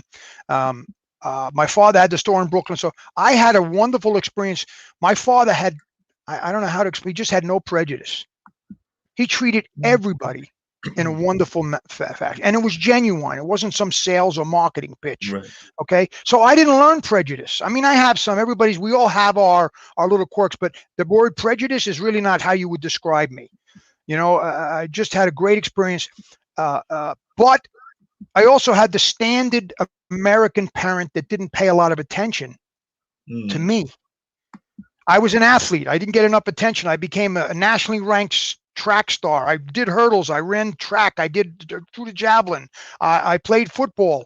And that was my impetus to get out of the frailty and insecurity as a child. Sports was my engine I get very good at it. I could run backwards from the bullies and they couldn't catch me anymore. So yes, our early life, and I was lucky enough to have developed the sports. And I was also lucky enough that I was in bed on 8 o'clock on a Friday night. I wanted to win that race or run that touchdown on a Saturday. So I wasn't out drinking and partying, but that's because of the friends that I had and the group that I was involved with. Depending upon our peers, they have a lot of influence over us and what our goals are. But definitely, it's a great question because you made me think about a lot of things. There was a lot of positive influences, but there were also some other influences that I'm very lucky that I'm very self-aware. I guess there's another gift. I'm very self-evaluative. So I was able to see what in my past, what my parents did, maybe not so well. Not that they were bad parents, but none of us are perfect, and try to learn from those experiences. But again, emotional memory has a lot to do with how we react now and how we react to stress and the problems in our life. But yeah, everybody's early life, early childhood and youth is one of the predominant factors in developing how we are at 50, if we're happy or not. Yeah, definitely. And that's definitely going to influence us in a lot of ways. You talked about the peers and everything. How important is it to get peers or to have peers that are complementary to you and all of that? Because I do find that a lot of people now, particularly during the COVID era, have been talking about finding their tribes and whatever that means. It might usually like-minded people and all of that. But how important do you feel it is, even in late life, to find your individual tribes? Well, it's extremely important, especially in peer pressure related in youth. That can really influence the future of our lives. People that have the same values, maybe they're not good values. This is the issue. A lot of times when I talk to people, one of the questions or topics I'll talk to, who do you hang out with? Who's your friends? What do they do for a living? Do they drink heavily? Do they smoke a lot? Are they on drugs? Are you hanging out with people that have the same negative aspects that you have? Is your tribe healthy for you, or should you change tribes? Right. And even families. Sometimes I'll say to a person, sometimes your family is your problem. We don't pick our family. I'm not trying to put down families or the whole kind of families are tremendous important, but who we are with as much to determine who we are as who we are standing, in a room alone. Yeah, I definitely agree with you on that. But yeah, I think that sometimes folks try to pick what they think will be the popular tribe and not necessarily the tribe that is going to be their best tribe and everything. Because sometimes I think we get too caught up in trying to be in the in crowd. And sometimes the in crowd can be a very out crowd in the sense of it being outwardly bad for you and all of that. So that's why when you become secure in your emotions and confident, you depend less on external, external approval, and more on intrinsic or internal approval. So it's another goal of emotional growth, is to become more, we all need each other, but to be more selective, be able to be more selective, not to need them to feel better about yourself. To be able to feel good about yourself independently, you'll pick a better tribe. What did you say that if somebody picked up your book and they were reading the book would be the number one thing that, like, I know some people skim books and they skim books and they want to find the highlights. So what would you say is the highlight of your book? You say it's not a Pulitzer Prize winning book and everything, but if they were going to find the highlights within the book, those who want to do the Cliff Note variety, what would you say are the highlights? The highlights of the book are to get to the last page and take a course with me. Because the book is only informative. It gives a base understanding of our personalities, maybe some of our quirks. We talked about passive, assertive, and aggressive. It talks about depression and anxiety, where it comes from. It talks a little bit about how our brain develops in early childhood and youth. Okay. And then it has these forms that we use. But if someone needs, and I shouldn't say someone, we all We all need, everybody should take a course like this. And I'm not just saying this to market myself as some guru or something. It's important for us to understand, the more we understand ourselves and our emotions and our personality, the more we understand others, communication increases, stress reduces. The book is a preliminary. It's a basis. The course I put on Udemy is a basis of how our brain develops in early childhood and youth. It's the basis. Okay, now it's like going to football camp. You do your drills now. Okay, now you got to get ready for the game. Okay, so the number one inference of the book is that we need to learn more than we know, and the book is just the beginning. It's a basic outline, and it's geared towards trying to encourage people to take a real look at themselves and suffer the struggle of expressing your insecurities and expressing your fears and your angers, and putting them in their right perspective, getting that luggage in shape that we have to carry around with us all the time. So the book is just a tool. It's a beginning tool, but they need more tools than just the book. Gotcha. And I know a lot of times after folks write a book and they feel that they need to write, even if it's a book like this that's scientifically based, they feel that they have other stories that are in their closet and everything. So do you think that this book is enough, or are we expecting another Lou book later on? So are we expecting another book that's going to deal with other things that you have not revealed in this particular book? The next book is going to be titled How God's Ears Work. And it's a very spiritually based book. Basically, how God listens to us and how we can think that he doesn't hear us or see us, and talks about more in the metaphysical aspects of energy and how communication is a form of energy and thoughts are a form of energy. That basically comes down to some simplified concepts. But you're not going to hide from God. He's going to hear what you're saying and doing. And you go on a job interview, and you may be able to fool a guy at the interview, but if God was doing the interview, he knows what you're thinking. So you better tell the truth about yourself. You better get down to the work you were put down here to do. And that's one of the books that I'm thinking about doing later on. But as far as this field is concerned, I really want to get people to take the course, because, if they don't do the full 360 review, facilitation is important. Coaches, athletes go through years of coaching, actors go through years of training, athletes and singers, what about the greatest human asset that we have is ourselves. We don't put enough time into ourselves. No, we definitely don't put enough time into ourselves, and I'm interested to hear later on more about this spiritual book. But if folks, and I want to get to that in a minute, but because I do know that a lot of times folks are always, saying that they want God to intervene in whatever tragedy is going on in their life. It might be somebody seriously ill. It might be that they're seriously ill. It might be different other things going on, and then they get frustrated when they don't get the results that they wanted when they prayed so hard for a certain result. So, as a spiritual person, what is your answer to folks that get frustrated because they pray to whatever the force is and everything, and then they don't get the reaction from him or her that they expect? Religion is a difficult topic to talk about, but since you ask, I'll broach the topic. I think that God doesn't intervene in our lives. I think he's given us everything we need, which has a lot to do with each other, and we don't use each other enough. We don't support each other enough. But I think that it's up to us to pray. Wonderful. Reach out to God, but now get up and do something about it, because that's what he wants you to do. I believe that from a religious perspective, we're down here being tested. Okay. And whether we succeed or fail, whether we live or we die, we get some disease or we have trauma in our life, it's how we deal with that God is using as the determinant of his opinion of us on a spiritual level. So I don't have anything wrong with prayer. Prayer is wonderful. And I do it myself, often. I talk to God throughout the day in my head more than kneel down at the end of the day. I say, God, you really threw me a curveball that time. Or, did you really need to do that? That kind of a thing. I have a conversation with him always.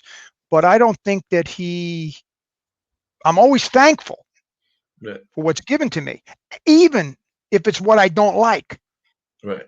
because I know that he's trying to teach me something. Okay, but I don't believe if we pray, we get some answer back. Other than I appreciate your input and your connection with me. Now do something about it and deal with it the way you can. Yeah, that makes a lot of sense. I know that I have that daily conversation as well. And sometimes you might even do it while you're out and about or while you're in the Uh-huh. privacy of your home and everything. And some people may even be wondering, what is he doing? Because they're used to prayer being at a designated time. But I do believe that you can communicate with the God force at all times of the day and all of that. But I do think that sometimes we get too stuck on just wanting to communicate when we're in the four walls of the church or within certain prayer times. I Well, don't when think things you are can going necessarily. well, when All things are right. going well, we're so grateful. When they're not, we get angry. No, that's not the way it works. It's like living in a relationship with someone in your home. Not Right. everything about that person is great, but you have to deal with them and they have to deal with you. It's a balance, you know. No, I definitely agree with you. And I think that sometimes, like I said, we don't have to just communicate at nighttime or in the morning, because I do know Right. some people are caught up in just a certain time that they want to do it as well. But I think that it's a communication that should be going on continuously throughout the course of the day and all of that. But I do think that some folks get either caught up in the time frame or in the physical wall. So then that cult of personalities can happen as well, because I think that that's one of the downfalls of some organized religion. I won't say all organized religion, Right. but some organized religions, they get caught up in the cult of personality, meaning they're too wrapped up in who the minister is or who some of the forces in the church Well, are. right. Well, your God's name compared to my God's name, or when did God create the earth, or did He create? I always say to people when I talk to religion, and they get uh, selectively positively opinionated about their particular beliefs. I would say, listen, God created us. When He did it is irrelevant. Who did it? How long it took? 7 day this or that. Now, can we agree? What do we do now?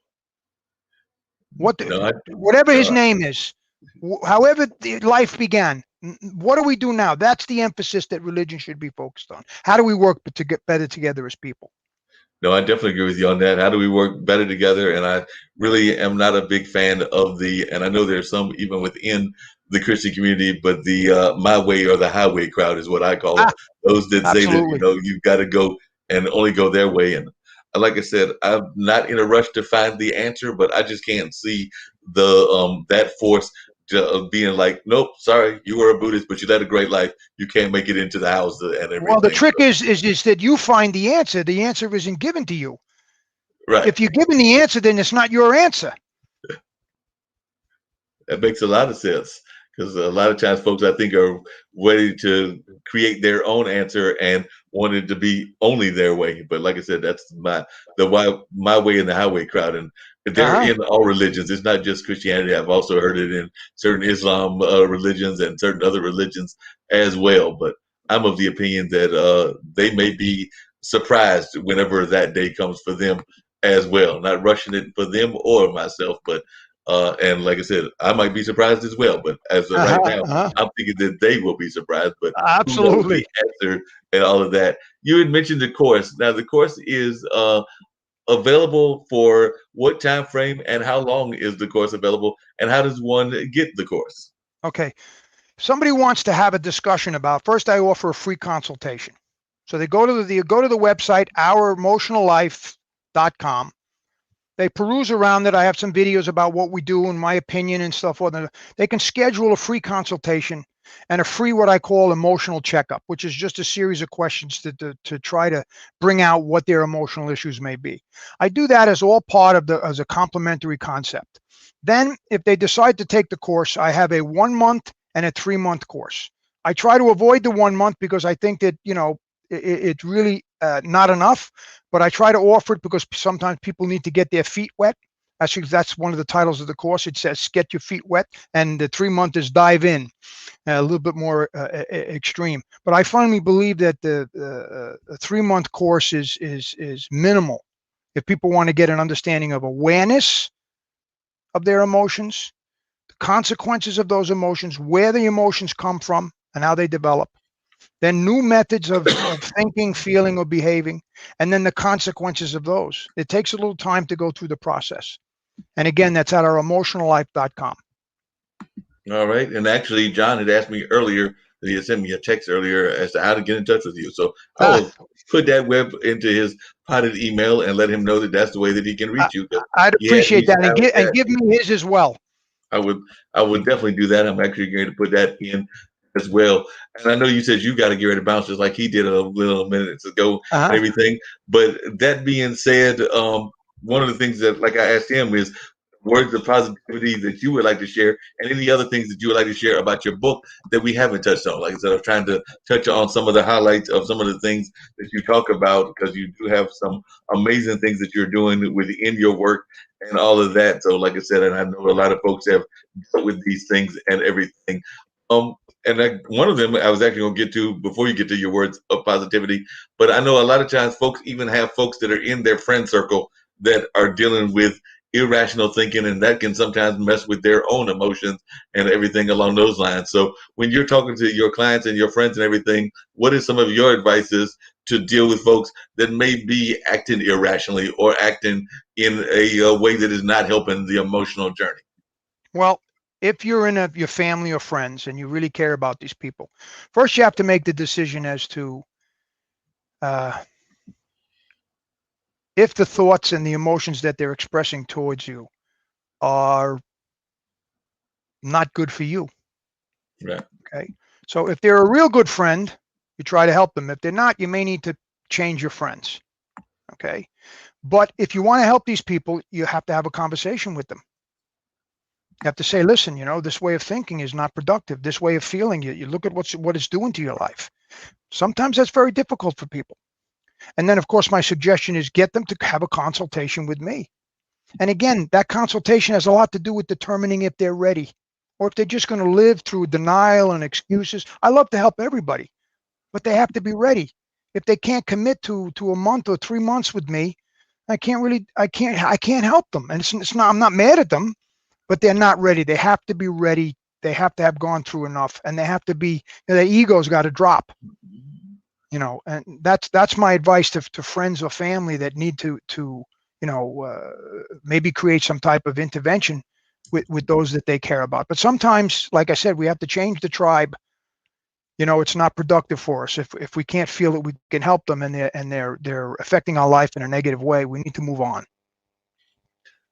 Now you have some people that have less than they don't quite fit in the norm. So we talk about tribes, and you got some people that have some viewpoints that might be outside of the norm and things of that nature. I mean, there's people out here that believe in still Atlantis and space travel and things of that nature. So what are your thoughts about folks that are in that kind of field that maybe their thought patterns are outside of the norm, but they are still relatively good folks and everything? Do you feel that that's emotionally healthy, or is imagination and even some people thinking things that are outside of the norm also a good emotional tool? Because I remember I had a past guest that was talking about the fact that he felt that we're not doing time right, because he feels that we should actually not be using this standard clock version of time, but that we should be going back to more of the Earth time and all of that. Now, some folks might find that a little bit weird and strange, while those other folks might think that he's onto something. So when folks are like outside of the norm, but are relatively emotionally sane, what is your thoughts about folks that are in that realm? I choose to not have thoughts about them. To me, nobody's outside the norm. Okay. As long as they can have a communication without constantly refocusing on their unique ideology. Right. If every sentence becomes about, well, that happens because we're not in the right time change, or if that happens because we didn't uncover Atlantis. Their unique ideologies, their creative thinking is fine as long as when I'm working with them, that stays 90% outside the parameter of the discussion. And then, of course, you're dealing with, there's a lot of people out there that are paranoid. Okay, Right. you have to recognize paranoia, and paranoia is one of the most difficult things to treat, and it definitely needs, medical intervention, because the more you try to convince them that they're paranoid, the more they react against you, saying you're against me. So, there are certain situations, as long as the person is willing to put in the time. I have an expression: put in the time, and you'll get the results. No quick fixes. No, there's no secret to emotional growth. You have to put in the time to get the results. As long as they're willing to do that and stay on track with it, most of the time, their individual, political, religious, or ideological perspectives don't bother me. Well, that's good to know. So it definitely sounds like you could treat anybody from somebody that is, and I'll just use extremes on the political front, anybody from a Black Panther to a skinhead, Ha if they're ha ha. if they're willing As to deal with you outside of those other aspects of you'll what they might believe in. you'll also find that a lot of extreme groups, and let's not define them particularly, because then we'll be accused of being prejudiced against groups, but a lot of extreme groups, okay, and I'm going to say it. I'm going to say skinhead, as you mentioned it. Okay, a lot of the problems they have are emotional issues. A lot of Right. problems they have are anger issues. There's one guy, I forget, he had a television show. I don't remember, something about, he would go in. I don't know if it lasted more than a season, but he would go in to talk to guys in those groups, because he was in them and he realized it was inappropriate, and he helped them to come out of the group. So a lot of times groups are in themselves, I don't know, harbingers or havens for, the same as religious extremists. They're Mhm. havens, if, for people that just, don't have it together. But yet, anybody can be helped. Like I said, as long as they're willing to question their belief system, their thoughts as to whether or not maybe I should change them, or maybe my emotions are appropriate or inappropriate. They can't do that, then again, they're not ready to change and improve. Yeah, that makes a lot of sense. It's interesting you mentioned the thing about paranoia, because we had a show that actually be on tomorrow, but it airs every Thursday. But it's a show that we do here on the network called Gamers Den, which is about breaking people's stereotypes about video games and things along that line. And it's my friend Jacoby that does that show, and along with me and some other guests. But we had two police officers from here in the city of Durham that were on the show, and we were talking about different things. And one of them we were talking about was media images and the media image of police officers and all of that. And one of the lady, well, the lady that was on the show that was a police officer, she was saying that she had one gentleman that was paranoid, and she said that he even admitted that he was paranoid, but he felt that somebody was trying to get him, so he was afraid that they had done something to his car and basically wanted her to fingerprint the lug nuts. And as she said, it's not that we can't fingerprint them, but you just had work done on the car, so the fingerprints are probably going to be of the workers and all of that. And it's not, it's not the easiest surface to fingerprint as well. So she was saying that they could do it and it would probably not result in anything. And apparently this gentleman was very paranoid and was Right, convinced that right, right. somebody was out to get him, and When you therefore when you he work in the wanted it. service, yeah, when you work in the service industry, public service, or the helping industry, even if you work in a store, and you're going to have the bell curve of people come in, the people on the other ends of the extreme. And within each industry, policing, within the psychology industry, within, we need to understand, that people's idiosyncrasies are a form of reaching out. People's illnesses and strong non-acceptable attitudes and behaviors are really a cry for help. And we need to understand that. We don't have to tolerate it, but we do need to understand it better. I definitely agree with you on that. And you said that you had done some work in the medical field as well. So I'm sure that you have some great respect for those folks that have been doing this amazing work for the last year and a half, or whatever. So I just wondered if you could share a little bit of your thoughts about the importance of those in the medical field. You have no idea. You can see it on television, but I used to, be in the hospitals. It just, the news doesn't significantly or properly portray, and it's not their fault. You walk into a hospital under those circumstances, and the stress hits you like a wave of humidity. It's Right. just a wall. It creates a thickness in the room to walk through. Tremendous. Everybody, from ambulance drivers, the police helping respond, and all the critical and all the stress, all of the truck drivers trying to bring supplies, and but inside that battlefield in the hospitals, and God, let's think about the people in countries like Brazil and India and Nepal right now. It's just out of control, and again, those people are just up against the wall, fighting, and we just have to hope for the best for them. But yeah, they really put their time in, and God bless them all.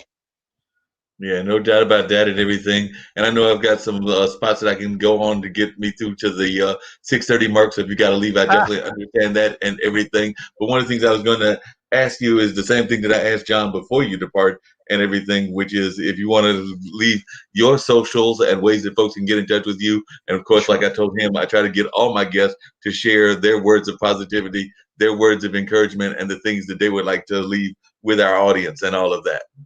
Okay. You can reach me at ouremotionallife.com. If you go on the website, you can schedule a consultation or just look around the website and see what we do. But give me an email. Let's have a conversation. Doesn't require anything but some of your time.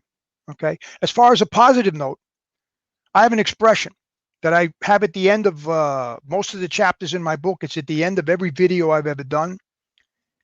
And it is keep learning.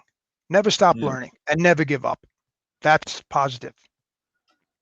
Yeah, but I definitely agree. We definitely have to keep learning and do that on a regular basis and on a content basis.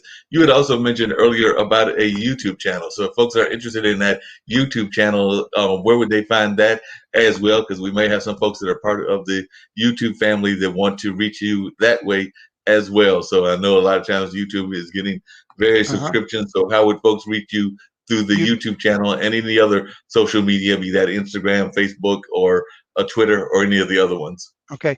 Usually online, if you say anything related to Our Emotional Life and my name, Lou Scotti, okay, on YouTube, it'll pop up. I have several videos on there. There'll be more on there. And on Facebook, again, it would be Our Emotional Life, Lou Scotti, and it should pull up my Facebook. Cool. That sounds amazing. Sounds like that would be great and everything. So folks can definitely reach you that way and check out what you've got going on there as well. Just really quickly, Florida and New York, they seem like they are diametrically opposed to each other. So what is it about New York that you love, and what is it about Florida that you love where you are currently at? So I love everything about New York. I love everything about New York. The multiple cultures, anything you wanted to do at any time of the day, you could go into the city, take the train. I love everything about New York. And, people say New Yorkers aren't friendly. I think we're more, I find people down here in Florida, if you look them in the eye, it's like an insult. Everybody in New York, I think because of the culture, the fact that it was a main port for the country, it's the main economic entry into the country for 100 years, and the fact that you have to do well in New York. You have to communicate. You're going to meet a Jewish person, a Muslim person, a person from this country in Africa, a person from this place in India, and everybody, it forces you to understand your bias and realize that everybody's pretty cool. Florida's cool too. It's a little bit differently. It's flat. I don't like flat. Doesn't have enough tall buildings. I grew up in New York, so I'm a little biased towards the New Yorker mentality and stuff like that. But I'm easy. I'm like that expression, when in Rome, when I go to Brazil with my wife, I'm Brazilian, it's just that wherever I go, people are great everywhere, and you just have to understand that and take advantage of that no matter where you are. Wait a minute, I got to back up on this conversation. You said you went to wife with your Brazil, that you go to Brazil with your wife, which implies that your wife is Brazilian. So how did you manage absolutely. How did you manage to look up and find a lovely Brazilian? Since I hear that and I actually have a friend of mine much younger than me that lives in the same apartment complex that's also from Brazil. So I know they have tremendous personalities. So how did you manage to look up and find a Brazilian wife? Because I'm imagining that she's probably very gorgeous as well. Yeah. I'll send you a couple of pictures. I'm an avid dancer. Dancing is one of my artistic expressions. I used to teach disco in college, and they used to call me Johnny after John Travolta. And, I do all the Latin dancing and everything. And I used to go dancing regularly, to a club when I was in New York, I'd go sometimes 5 nights a week dancing, at different parts of New York. But down here, I went to this one club on the weekends, and I spot this woman on the dance floor, and I walked up to her and I said, "Excuse me," I said, "you don't belong here." She said, "What do you mean?" I said, "You're not a club girl. You don't go out dancing. You haven't gone out in God knows how long. This is not your environment." She said, "Well, what does that mean?" I said, "Well, I like it." I said, "I don't like the particular, I'm not coming out here to pick somebody up, and I'm coming out here to dance. If I don't have a dance sponsor, I'm on the dance floor dancing by myself in a corner. I could care less. I love to dance, and that's how I met her. And then we ended up going out a little bit, having some dinner and moving in together, and the rest is history." Sounds like a great love story and all of that. So definitely a tremendously great love story. And like I said, what about Brazil and the Brazilian lifestyle has surprised you? Because like I said, you've been to Brazil, and I know a lot of folks dream of going to Brazil, myself included. So what about Brazil do you find appealing other than the great music and the great food? Yeah, I find, I've been to Japan, I've been to China, I've been to Thailand, I've been a few places in Europe, I've been to every Caribbean island. Food is definitely the highlight of every culture. That's definitely. But, you know, people ask me in Brazil, you know, is Brazil the best place you've ever been? And I say, no. I say, oh, your country's the best place you ever been. I say, no. I said, I've worked very hard at not believing that because I have a country or I have a religion or I have a color that's the best one. So Brazil is great. So's America, so's New York, so's Florida, so's where you from? North Carolina? North Carolina? Yeah, Yeah. you're from everybody's great. And you have that bell curve with the extremists everywhere you go. But everywhere I go, I love Brazil. She has many, many family members. So when I get over there, I get treated like a king. Wow. They cook for me. They want to take me out. They're just, she's got, I think she had 14 brothers and sisters. So, we never have to pay for a hotel. It's amazing. We stay at this person's house. We stay at that person's house. We go over usually for the holiday, and I spend a month over there. It's great. It sounds like it's truly amazing. It sounds like it's truly great and all of that. I know from my Brazilian friend here that they do have that one leader that they compare to our past leader. So even it has its political headaches and everything, because I do know that their current leadership is not the best leadership. And I know they were comparing him to the person. We got a lot of authoritarian leaders. We got a lot of aggressive, angry leaders in the world right now, but we'll get past it. Yeah, we'll get past them. They've got to have their time in the sun as well. They I guess. had it a few other times, so hopefully we'll get back in all the countries that have those leaders. Maybe we can get some more leaders. I hear great things about the leader in New Zealand, who's a woman. So maybe we can get some more leaders like her. It's a great country too. I've always wanted to go there. Do you know that they shut down their island? And I remember hearing, and it had to be months now ago, that they only had 500 deaths. I'm sure that it's been more since, but they shut down the island. They took complete control of the virus. So yeah, they're doing a good job over there. They're doing a good job. It seems like they did a great job, and I don't think they've had many more cases than that. I'm sure they've, like you said, had more than 500, but they definitely have kept it under control. And it seems like, they also, I understand that she even took a pay cut and requested everybody else in their government to take a pay cut. Wouldn't that be wonderful if we did that here? Holy mackerel! I think that would surprise me. I'm not surprised by much, but that would surprise me. That would definitely surprise you if you saw that Biden and Kamala in the Senate and the House all took a pay cut. I think there would be a massive amount of feigning going on throughout society. I'd make sure I was sitting down for that one. Yeah, you would definitely have to sit down for that one for sure. I know you got to go, but one thing I'm going to tell you about New York is that one of my good buddies that does a show here, Zach Robertson, is a funk musician. He's actually got a band called the Nappy Head Funk Army, and he's also from that area as well. And he's from New York, and the band is made up of primarily members from there, but they're scattered throughout. And he's actually in the process of rebirthing the group, because originally the group was there in New York. I think they were named in Village Voice as one of the top ones back in the day and everything, but they are in the process of rebirthing it. And he remembers telling me about like CBGBs or something like that, and a couple of other popular clubs that were there that he used to hang out at. I used to go all the time to those places. And when the musicians started, everybody stopped talking. They even put their glasses down gently. Jazz clubs in New York were very respectful. You didn't have somebody started gabbing or making noise, they'd escort them out. Once the Wow. music was playing, you shut your mouth. Well, that's one of the things that he talks about, and I'm sure that you would agree as well. And maybe we'll use this as a closing note. But he oftentimes talks about the fact that in his mind, music is the great unifier, and it's probably one of the great emotional unifiers as well. So I'd love for you to put your thoughts as to the importance of music to our emotional growth, since you're the emotional man and all Yeah, of that. well, Because I definitely feel that music is unifying, and I agree with that. I'm a big blues fan and have been involved in some of our me too. blues festivals and street Uh-huh. festivals, but Uh-huh. also my parents were into jazz, so I'm big into jazz. But I definitely Yeah. also love funk music and R&B. So I'd love to hear your thoughts about the importance of music and music to our emotional growth. Well, I grew up in a house where my father always had jazz on. I mean, I think I've heard every Oscar Peterson and Ray Brown and Dizzy Gillespie instrumental there ever was. And then I got a little into classic. I love jazz. I love R&B. I love blues. You and I have the same taste in music. But music is yeah, it's definitely a unifier. It's like if you could listen to someone speak very deeply into your thoughts and your emotions, and everybody in the room was taking it in. That's what music is. It gets deep in us, and we're all listening to it together, so we get the same message, and it unifies us. It's just a wonderful medium. Absolutely.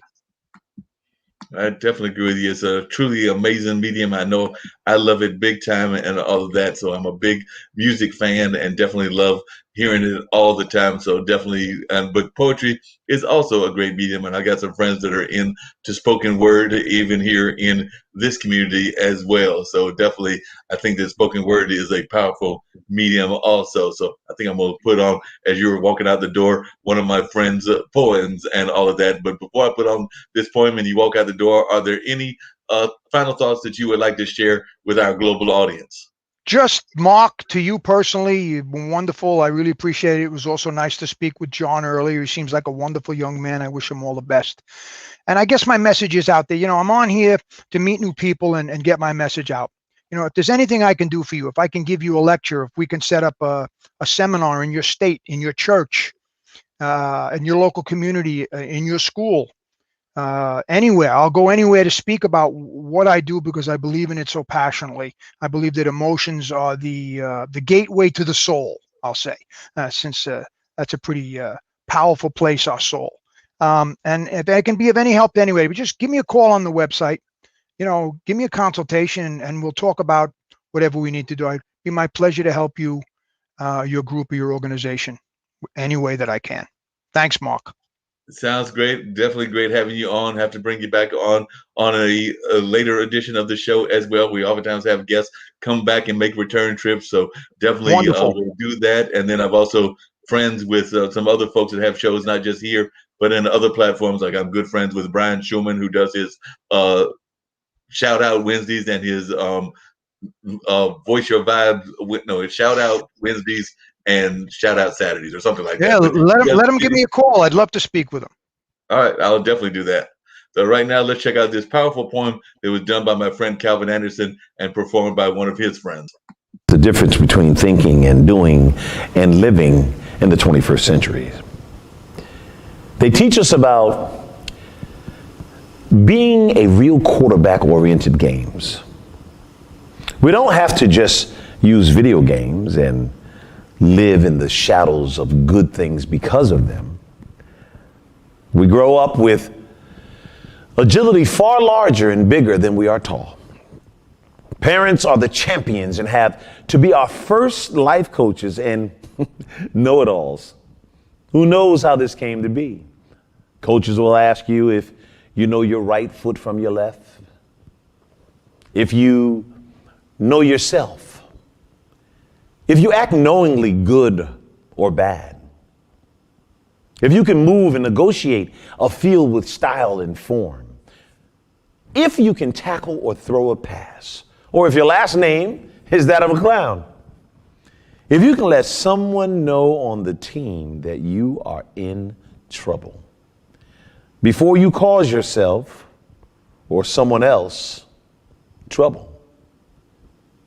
If you are ready to learn teamwork or aware that you started out today with your pants down or your sportsmanship was left on the kitchen table, if you know the social studies, the alphabets, science, music, characters, and the stats and the numbers of a great student player eligible to stay on the team, and if you know the poise of great athletic champions and their scientific attitudes that are historical or music to us now, if you have the swag of the game, the discipline, the performance, and artistic form down pat, and if you have the style of gymnastics that the sport has with life, if you have the work ethic and determination to make it all seem easy and not a game at all, if you have the knowledge of all the above, or you don't know things like this even make the difference, I think that when it comes to the importance of parents and their field and self-knowledge, wisdom, virtues, and courage, their teachings, love, respect, care that they illustrate on the field and in the grind of life with their actions and their ideas, experiences, muscle, and strategic magic and skills wrapped around us with their priceless love. For their verbs to be that make us winners in this hard and fast third century that without them, kids and adults, athletes could hardly see or do anything at all. Parents teach us the difference between playing video games and playing on the field. Parents teach us how to be champions. A huge hug should go to parents, coaches, and parent-like community people who have love on the field for you and who are champions for your life, both in and out the games. Great. Hey, thank you. Yeah, that's a real powerful point that he does and everything. What, in your mind, what's the importance of parents and coaching? Because you definitely have done that kind of work yourself, as well as been involved in that field as a school kid back in the day. So, what's the importance of those figures to you in your life? Well, parents are the primary, as he said in the poem. They're the primary, they're the basic. If we could get parents to be better parents, which actually is making them just to be better people, the more a parent or as an individual learns to control their emotions and understand themselves, the better they become as a parent. Often parents come to me and they say, something's wrong with Johnny, and I'll say, well, what are you doing wrong? I don't actually say it that way, but I'm trying to get to the point quicker. Parents' responsibility to the child is utmost, and a lot of time we don't get a manual. But to me, that bothers me because we have enough information to actually develop a manual on teaching parents how to be better parents, just from a communicative and supportive standpoint. And when parents become better at parents, they like it. It reinforces their own securities and their own confidences. They become better at it and they want to do it more. So yeah, parents are, the ultimate basic and primary impetus for a positive, strong life of success and well-being later on. Well, I agree with you on that. I want to bring up a spot, and then that, like I said, and then I'll click you off and everything. But I'm gonna bring up one other spot, but it's with a young lady that's a business coach and all of that. So I was wondering if you could talk about the importance of business coaches as well, because I do find them to be very wonderful. But just coaching in general, whether it's athletic coaching or business coaching, but the importance of coaching, because I know that you're a coach as well. Most of the time, people get into business coaching because it's more lucrative. Not always, okay? And I have a difficulty with the word coach, although I appreciate it from your perspective. Most people take a 4 or 6 or an 8-week course and they consider themselves qualified to intervene in a person's well-being. I don't agree with that. I think that the word is overused, and most of the coaches out there are unqualified. I did years of research and study, a lot of life experiences, a lot of self-analysis, years and years and thousands and 10,000 hours of work and research and development and experience. and teaching skills. And, coaching also requires a unique personality to keep people on track and to be able to, not be a Superman and know when to say no and when to say yes. But, business coaching, as far as the word coaching, as long as they're, you want to make a business better, you make the people in the business better. You want to make a parent better, you make the child better, you make the parent better. It's all about the individual.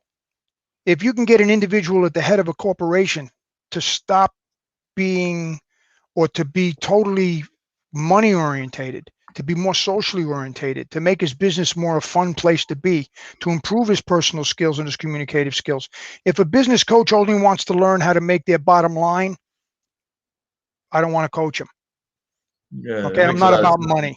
I'm about people being happier about who they are, and that's why I never got into business coaching. Gotcha.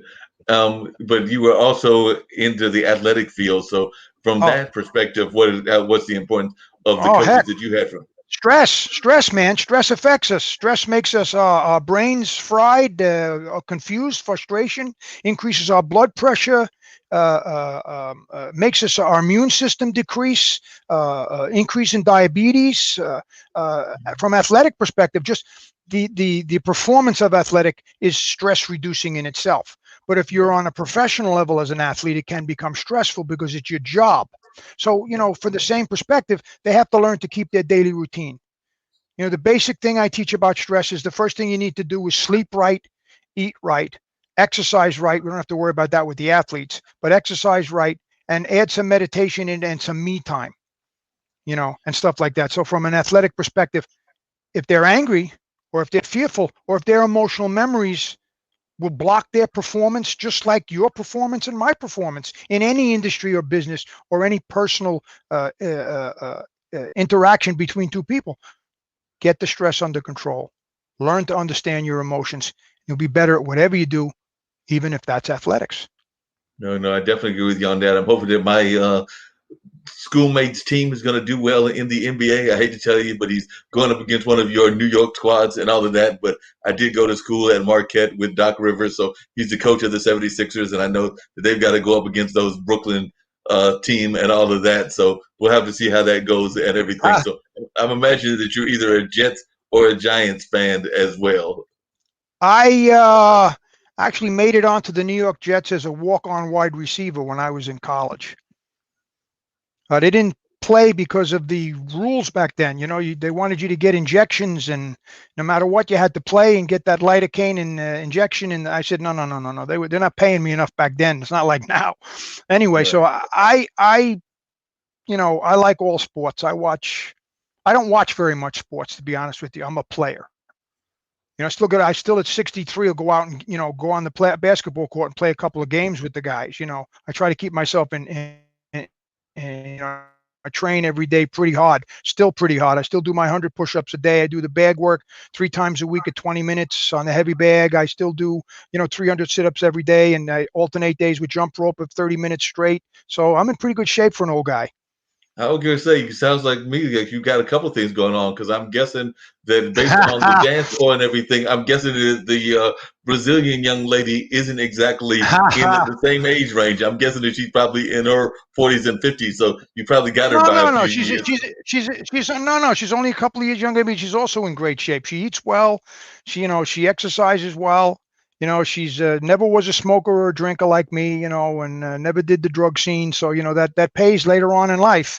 Those stresses that accumulate earlier, you'll pay for later. So, no, I'll send you a picture of her. I'm going to send you a picture of her, and you'll get to see the two of us together. I'm looking forward to seeing that picture and everything. I'm going to let you slide on out of here as I get ready to put on the spot from my friend Barbara Smith, who does some of that coaching and everything, and a couple of the other shows that we air here and all of that, and then that'll wrap everything up. But I've thoroughly enjoyed talking to you and look forward to having you back again in the near future. Wonderful, Marks. Don't forget to send me your email and Marks as well, and whoever else you want to send. I will definitely do that. Thanks, buddy. You have a great night. Thanks again. No problem. Good night. Night. So, like I said, that was an amazing conversation with Lewis, as well as John Lee, who was on earlier. And of course, I'll be communicating with both of them and finding ways that we can be in touch with them on a continual basis and doing some more things that they may have in mind as well. But right now, we're going to let you check out that spot that I was talking about that deals with a couple of coaches. So, we're going to bring on a spot from none other than Barbara H. Smith, as well as one from Dr. Ruben West. Are you ready? My coach, Barbara H. Smith.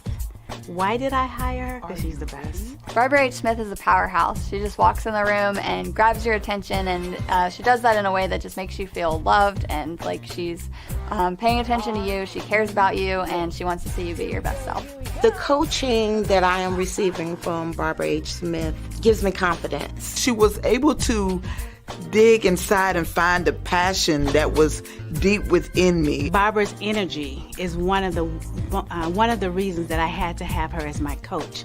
I love the way she is real with people. The reason I felt like I needed a coach was because I have some big goals and I needed to build my confidence. I knew that Barbara could help me do that. One conversation with Barbara H. Smith and she will be able to tell you what it is you're missing. I felt that I could trust her. I would definitely recommend to get coaching from Barbara H. Smith if you feel like you need to level up your confidence. She would just help you feel like bold, like you can take on the world. She has really shown me who I am. She has changed my mindset to a place that I know that I am more powerful today than I would have ever been if I had never met Barbara Smith.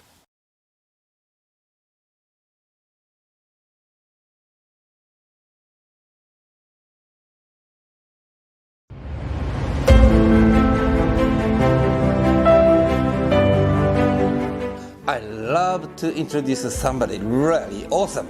He is a master of training other speaker, and he is a great speaker because I saw him speaking, and he hardcore. He looks like athlete.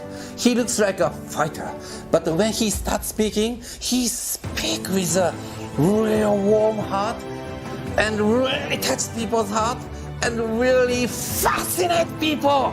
Here's to the crazy ones, the misfits, the rebels, the troublemakers, the round pegs and square holes. They're not fond of rules and they have no respect for the status quo. You can quote them or disagree with them, glorify or vilify them, but the one thing you cannot do is ignore them. Because they change things, they push the human race forward. And while some may see them as the crazy ones, we see genius. Because the people who are crazy enough to think that they can change the world are the ones that do.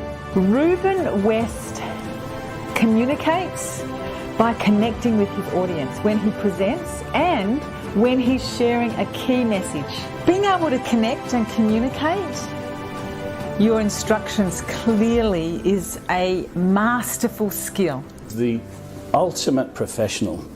Ruben is a guy that not only teaches a message, but also demonstrates the message. He's helped me to craft my art, and I'm sure he'll help you to craft yours.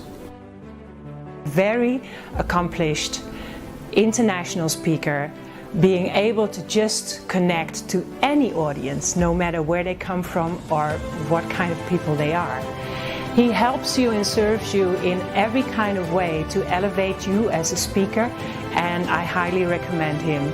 He is a people's heart connecting scientist with a using instrument of your voice and your appearance and your heart to touch people's heart. His communication is unmatched. I'm Australian, he's American, and it really makes no difference as to our culture and where we have come from, because his message, the way he communicates it, is from humanity. Find a way to take the next step. Thank you.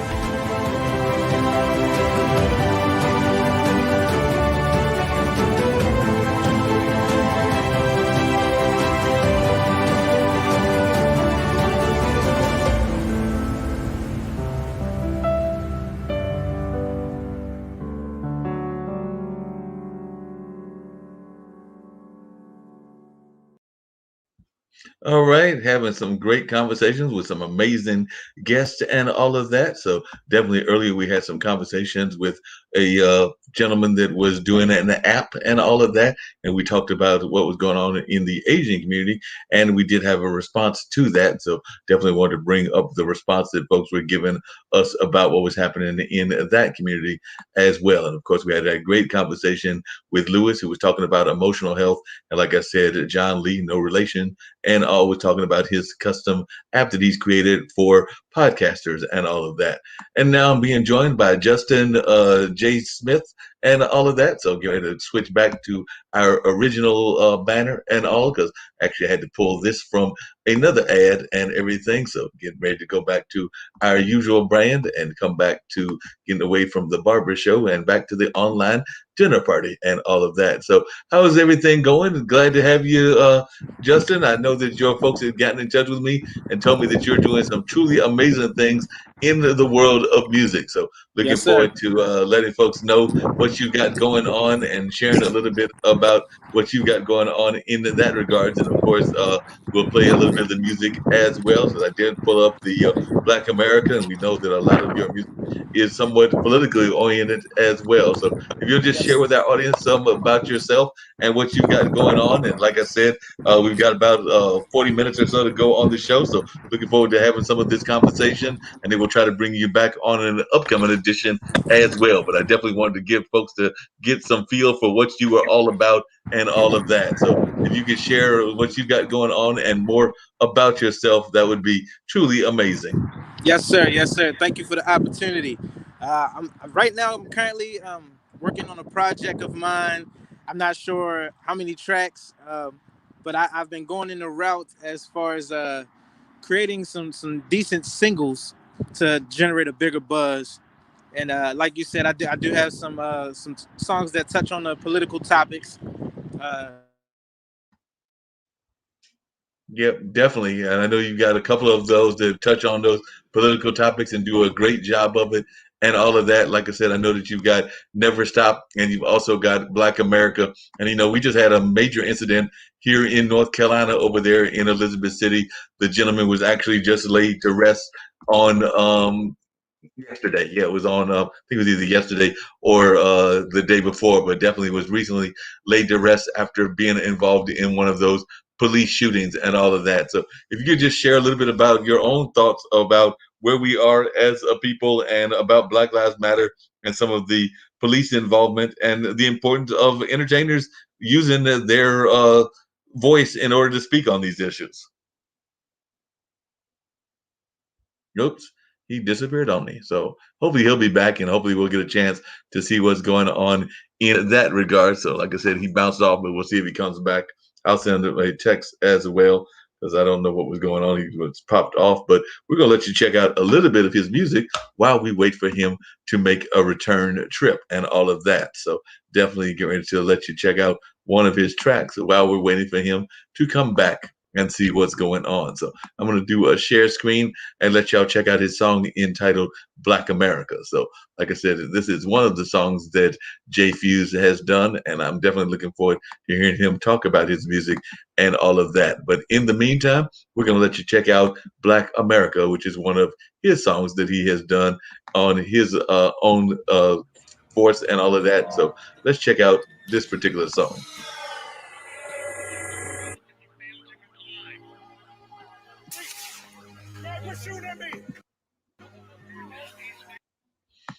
Oops, hold on. That did not work. So let me go back. We're going to stop that, and we're going to come back and bring it back the right way. So for some reason, it did not want to cooperate. So we're going to get it back the right way and see if we can't get it going so that y'all can see this amazing song and let you check out what he's all about. And definitely we're going to see if we can't get it to work the second time, since it did not want to work the first time. But that's life, and that's the way things go sometimes when you're doing live radio, live streaming, podcast, and all of that. So get ready to come back and bring in the song entitled Black America, and let's see if it'll work this time.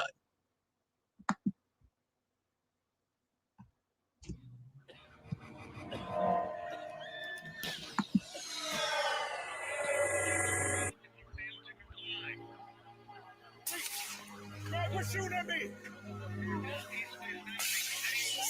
Quit shooting at me. You see they shooting at us. Try to show them something different than the city nigga. But they bring the city out of me to end a nigga. They say it's all politics until you got a city nigga politic and then they want 'em out of it. Say they know you're really smarter than them. They try to dumb you down by the fucking television. So I had to go in television, mind, body, and spirit. Man, I told him I'm a pot of scholar and speaking wisdom and kicking knowledge. See, I'm a king and he left because I'm just being honest. Would you rather see me as a nigga, the one that's holding the pistol and robbing you for your riches fucking feelings? Damn, see, that's just like the government. That's a motherfucking punishment. They pull you over cause they call you in. Cause I'm talking to some other men. Hating this money, you know the hating is real. When your own man rob you for what come up. Even family be plotting, you think they really support you, and really they be even waiting on a come up. This make me sick to my stomach, cause we the race to hit doesn't not only do it, but it's what it like it's nothing. I speak on what I was afraid to speak on, fingers in the middle, who don't like it, yeah, fuck them, you're a weak motherfucker, Black America. When niggas kill niggas for some Jordans over here in Black America. Where they look down upon you cause the color of your skin in Black America. Where they lie about the history because we are the history of America. Yeah, Black America. Let's get it.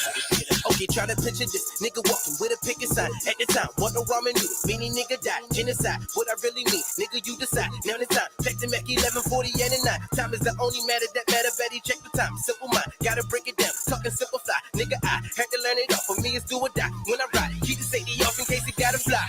In my city, every season, it be hunting season. Niggas dying by the minute for no fucking reason. When I was 9, almost 5 shots hit my spine. One whiz by one, hit the glass, I ain't lying. This the portion of the struggle that they failed to mention. They'd rather put you on prescription than you got to mention. See, I'm the nigga they really afraid to fucking mention. Cause you ain't even gotta try to die here, Black America. When niggas kill niggas for some Jordans over here, Black America. Where they look down upon us cause the color of our skin, Black America. Where they lied about our history because we are the history of America. Yeah, Black America. Let's get it.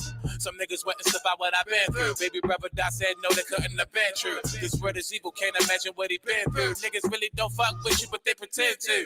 These bitches ain't no better, do anything to be together. Then they find another nigga, think they climbing up a ladder. All for the dollar, let's play money to make it. All this tradition, religion, y'all can have it. I'm on a mission trying to get rich in the country where I ain't really want it. I just sit back and get blinded. I wonder if they ain't come and take us. Will they still hate us? Will we be the weakest thing, go a diamond in the flesh? Will we be trying to be the best? My race is a mess. I'm just keeping the real truth hurt. And if you hurt, don't give a fuck how you feel. Niggas call each other niggas when somebody else do it. It's a problem, huh? Bitches call each other bitches when a dude call them bitch. It's a problem, huh?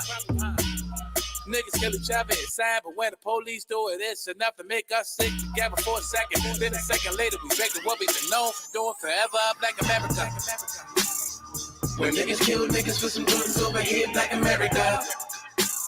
Where they look down upon us for the color of our skin, Black America. Where they lied about our history because we are the history of America. Yeah, Black America. Let's get it.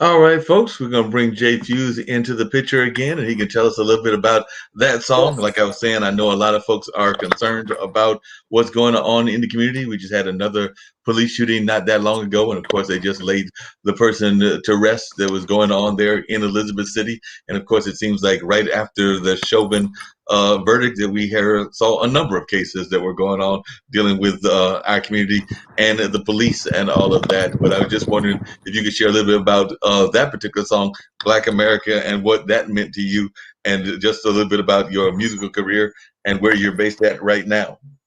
Yes. When I wrote that song 2 years prior to putting it out when I released it. And I was having my own experiences.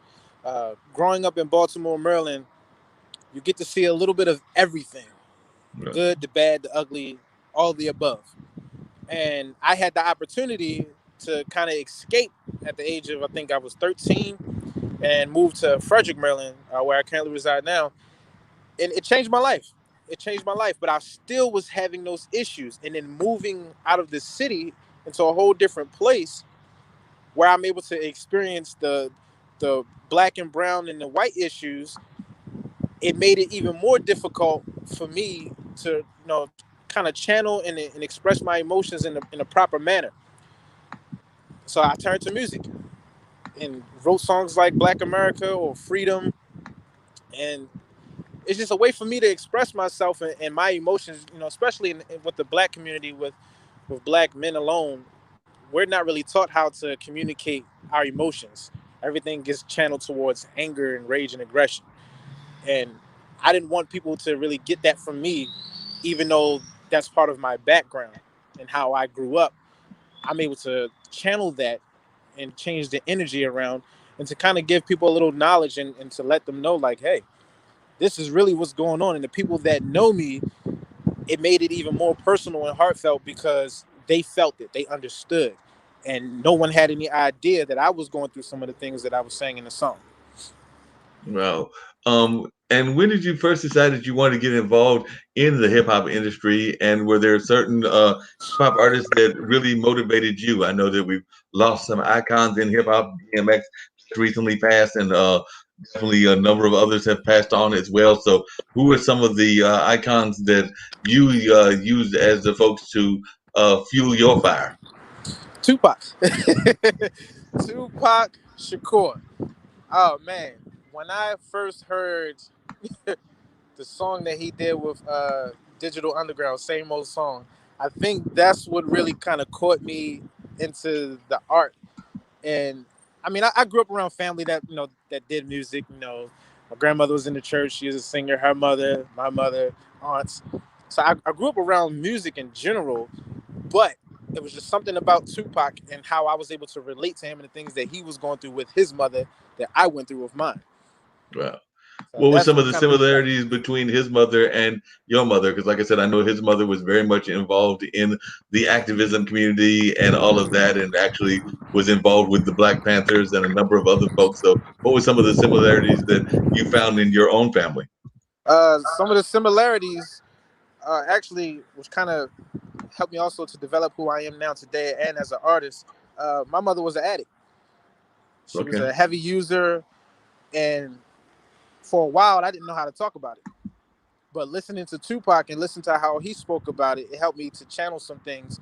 I didn't have my father in my life, but I had male figures of all kinds, to help shape and mold me to who I am today.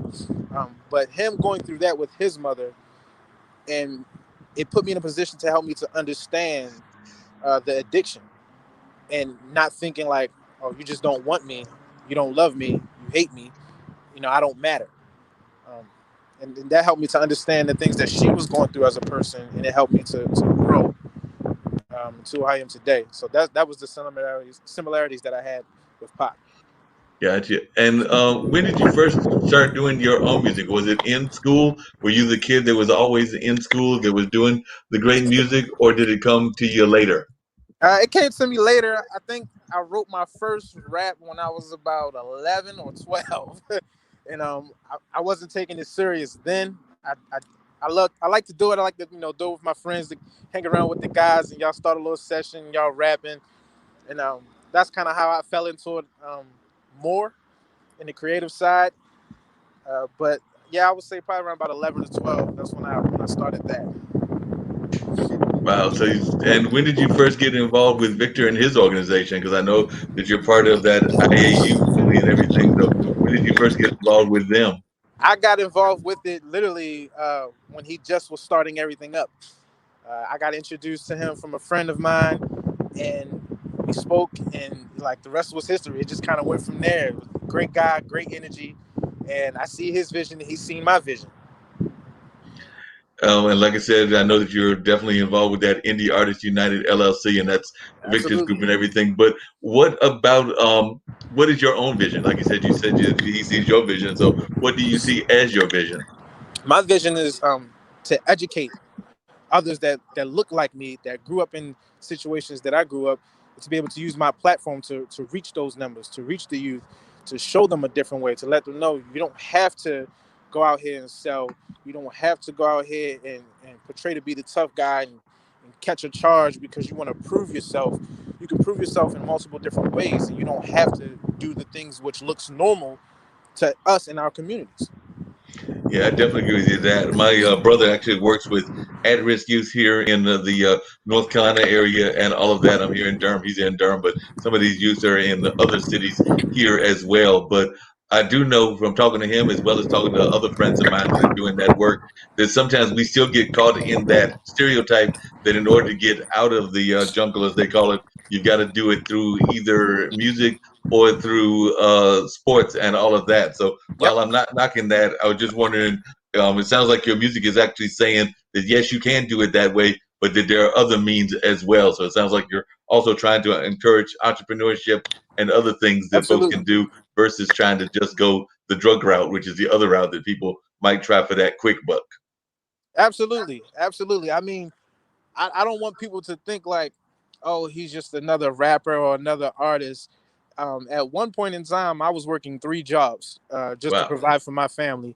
And I was doing stuff on the side. I did whatever I had to do to provide for my family to make sure that they were okay. It's never been about me. I call myself the helper. I always look to reach out a lending hand, even if it's somebody that just needs to talk to me. It's just something that I get from that, the enjoyment that I get to be able to help people, no matter what it is.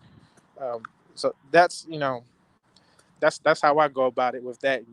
I did the working thing, and I started my own company. I just couldn't.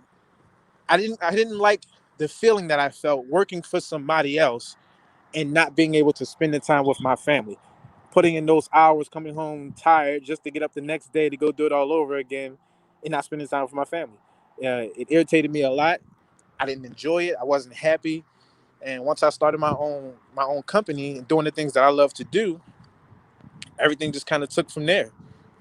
Oh, that makes a lot of sense. In addition to the music, does the company have other elements as well? Because I know some people, they would, as part of their company, might have a clothing line, or they might have other aspects of business. I've even known some people that have added food elements to their companies as well. So what are some of the elements within your company? With my company is called Rare Matthew. We do apparel, we do photography, videography, and printing. And those are the things that I know how to do. Those are my skills. And I put that in play to not only teach other people, because I do host some classes where I teach a few things. Everything is, of course, tied in with the music to push the brand. I have a partner of mine. We started our own Black-owned skateboard apparel brand. That's making some good noise. All right. And we're just trying to show people, there is a way out. It takes work. But I tell people all the time, if you can put 8, 10, 12 hours into a job where you're making pennies, you can do half of that with something that you actually love doing, no matter what it is. You can do it. That's the key. There's so many people, especially with our community, that put their fears on us, and the next thing you know, you got people that's quitting something that they love doing. You got family members saying, "Oh, you got to have a backup plan." It was always told to me, "Have a backup plan, have plan B," and I always had plan B because plan A never worked, and then I figured out plan A wasn't working because I had plan B. Now that makes a lot of sense. You definitely got to have that plan B and all of that. What is your response to those folks? Because I know I've talked to several friends of mine that are in the music business or entertainment business in general, and they oftentimes get frustrated by what I call the dream stealers. Those folks that want to discourage you, even though they might come from the same background that you came from. So what is your response when you run across those dream stealers that might be there in Baltimore or in the Maryland area where you are? Well, I kind of pick people's brains a little bit. The first thing I like to see is, what are you doing it for? 9 times out of 10, they're doing it because it was done to them. So now you talk about the stigma that's placed upon us with our society. That stigma carries over for generations because they were told that they couldn't do something. a lot of the times they just going off of what they've been told. They don't know, and also a lot of times people may be afraid to take that risk, or they may, especially if somebody that loves you, they don't want you to take that risk. They want to make sure that you're okay. They don't want you to go through the emotions of failing, but you only fail when you quit. That's the only thing that's guaranteed. You will fail when you quit. Right. So you have to keep pushing. That's, for me, it's motivation for me, because I like to prove people wrong. I have a lot of people right now that I'm proving wrong. They thought I would be locked up. They thought I would be dead before I turned 20. And I just like proving them wrong. That's motivation for me. I'm not looking to be the #1 selling artist. I'm looking to change people's lives. And I just want to And use tell my folks platform. about the name J Fuse, because you talked about that and everything. So where does that name come from, and what does that name mean to you? Well, the J part is from my first name, Justin. And Fuse, I got as a younger kid, just, having that anger, that rage is just, I would snap almost within a second. If I couldn't get my way about something, or if I felt a certain type of way, it was just like a light switch. That's how I got the name J Fuse. That's how you get a nickname, J Fuse. I think my brother might have been able to relate to it, because I remember when we were youngsters, and I'm in my late 50s and he's in his early 50s. But I do remember him playing games with me, and if I was winning, he might upset the game board because he was upset or whatever. So he might have had that fuse as well. So I'm sure you can relate to that, because like you might have done the same thing if you were playing board games and not winning. So you might have upset the board also. Oh yeah, I'd take the whole system apart. Just take the whole thing apart and be like, no, I'm not. If I can't have fun and be happy, no one can. You would find a way to just break it down and all of that. Now, you said that Tupac was one of your folks that inspired you. Are there any current musicians? Because, like I said, Tupac is definitely a legacy person and all of that. But are there any current musicians that you find your style to be similar to? Or do you say that you have a unique style that's not out there yet at all? And definitely your thoughts on that. That's a little difficult for me. I mean, I've had people compare me to Kendrick Lamar or J. Cole. I definitely like those artists. That if I had to put myself, to be compared to somebody, somewhere between that category, King Los, another great artist, actually from Baltimore, was doing a lot of great things. Jay-Z. Yeah, that's a little difficult for me. No, that's all right. I'm very versatile with my craft, so it's hard. And I get that question a lot, and I'm like, it's almost like you can't really place me in a box. I could do a song with the Kendricks and J. Cole's and Jay-Z's, and I can do a song with Lil Uzi Vert and Lil Durk and Young Thug, because I have that versatility. And in the generation that's coming up now, if you can show them that versatility from the beginning, they'll accept it. But if you start out where you're just the lover boy, you're just doing love songs, then you try to do something over here for the streets, they're gonna be like, no. So I've always shown my versatility, and I've always taken it to the next step with being able to speak about things some people don't want to speak on. I mean, I've gone through these things, and it was hard for me to speak about it, and I just started to use my craft and my platform more and became more comfortable with it. Yeah, and I've actually got two questions for you. One is about the streets and all of that. But do you ever get frustrated when you hear people that are performing that claim to be from the streets, but either for a fact or you heard rumors that they're not as street as they claim to be? Because I do know that there are some artists out there that are given that persona of being street, but they may not have lived the life that you did. Because it sounds like you definitely had the chance to roll with some of those rough elements and all of that. But I know there are some other artists out there who have to name their names, but they definitely put out a persona, even though it's not a reality. It used to bother me in my younger days. That just made me seem like I was old. It used to bother me when I was younger. It doesn't bother me now. I actually like to speak to the artist, and I'm like, if this is not you, don't portray it, because it's dangerous, especially nowadays. Nowadays, a person losing a fight, they looking to shoot you and kill you or do whatever. Most of the time, they're not even looking to fight you. They're just looking to kill you because they can't fight. And male pride, ego, all of that's involved. I think if there was an actual program in place where people could reach out to, where it doesn't cost anything, where people are taught how to communicate, to get through those emotions, we wouldn't have people out here portraying what they see on TV or YouTube, anything like that, because it looks cool. That's the thing, it looks cool for them, and most of the times that's just what they know. They got a lot of yes men around them. They don't have the people in their ear that say, go ahead and do this, do that over there. Don't leave that alone. It's not a lot of people that's doing that anymore. It doesn't look cool to do it. What looks cool is to be smoking and joining gangs and shooting at people, throwing up gang signs, all of that on camera stuff. It looks cool because that's all they see. And I'm not putting the blame on like one person. This is what the media portrays. They portray it to our communities. Yeah, definitely. What do you say to the young folks that are wanting to get involved into that gang lifestyle? Whether it's in Baltimore, or we've actually got gangs down here in North Carolina as well. So what do you say to those youth that are thinking that they want to get involved in that lifestyle because they think it's cool, or they think it's hip, or they think that it's going to be their way out of the neighborhood? Don't, by all means, talk to some of the OGs that's been in it for a long time. 9 times out of 10, if their mindset is right, and most of the time it is because they became older, they'll tell you not to do it. They will tell you not to do it. So I would say don't do it because you're just being a follower. That's all that you're doing. You're just being a follower. I'm actually about to get in the car with my wife. Just excuse me because we got our kids here. Yeah, no problem. Let you get in the car and everything. Yep, appreciate you. Definitely. Because the other thing I was going to ask you is I know that a lot of times folks are also concerned about what's been going on between our community and the police. And I know that definitely you probably had that talk with your parents. I'm sure that you said you've got young people as well in your life. So when they get older, you'll probably have that conversation. But what is your thoughts about the relationship that's going on between our community and the police force now, whether that's the police force here or the police force in Milwaukee or Wisconsin or Minnesota or wherever these different officers are?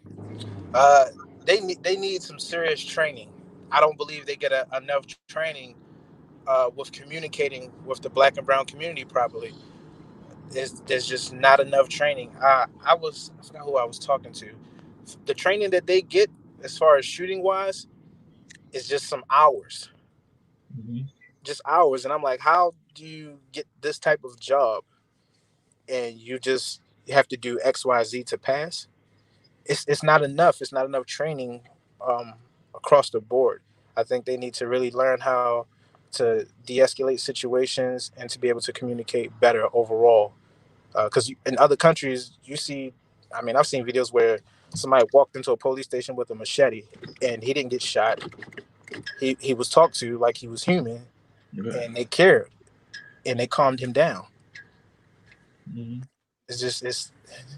They don't, again, communication, stigma. We have to eliminate the stigma. We have to make the change. We have to be the difference. And people have to want to change.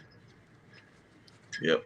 Definitely agree with you. Definitely got to make that difference, make those changes and all of that. And I do hear what you're saying, because I do think that communication is something that a lot of folks are not doing enough of, even in our political spectrum and all of that. So it definitely seems like communication is something that, as a general rule, we need to learn more about and all of that. I'm not even sure it's taught enough in our school systems and all of that. I'm sure both you and your wife went through the school system, and there were a lot of things, whether it was communications or whether it was even entrepreneurship skills that you wish you had learned in school that you're now learning now as a young man and all of that. I wish those things was taught in school, the proper communication with police officers or just in general. Learning, they don't even teach you how to write in cursive anymore, which how is somebody supposed to sign their signature? But it all needs to be done. Definitely should be added into the school. Teach them about taxes, teach them about finances, teach them about credit. Why isn't this available for us? No, I definitely agree. And actually, the network that you're here on, the International Broadcast Media, about to change its name to Pod TV, but that's actually the founders, Nick Palvedo and Kim Calhoun. That's what they've been talking about, because they've been saying that they feel that we're in the 18th century I mean, we're in the 21st century, but we're teaching 18th century values. So we're teaching some values that are like 300, 400 years old and all of that. And they really wish that there would be more, like you said, financial education, even about some of the basic laws and the Constitution, because a lot of that we don't even know as well. Yep. Yeah, absolutely. It all needs to be. It all needs to. You know what? It's a lot of the older generations that's on those boards that doesn't want to change. They don't want to do something different because it works for them. Yeah, it's interesting you say that, because down here we've got a lot of what they call political action committees, and some of those political action committees in the past had a lot of old guard leadership, and now they're getting some folks that are in their 20s and 30s, and I would even argue some in their 40s that are the young guard leaders, and you can see sometimes the conflict that exists between that old guard and the young guard. And I think that even happens with some of our mainstream organizations like the NAACP. I mean, you can even see it with the way the squad is treated, because she's definitely a young lady and all of that, and the rest of the members of the squad. So it definitely seems like we need to have more respect among the ages. So I know that a lot of times you can gain a lot of wisdom from somebody in their 20s, just like you can somebody in their 50s like I am, or somebody in their 80s like my dad is. So I think that we need to have more respect for all of the ages, and it seems like that's the way you grew up, was definitely respecting your elders, but also hearing wisdom from folks that were in your same age range. Absolutely. Yes, sir.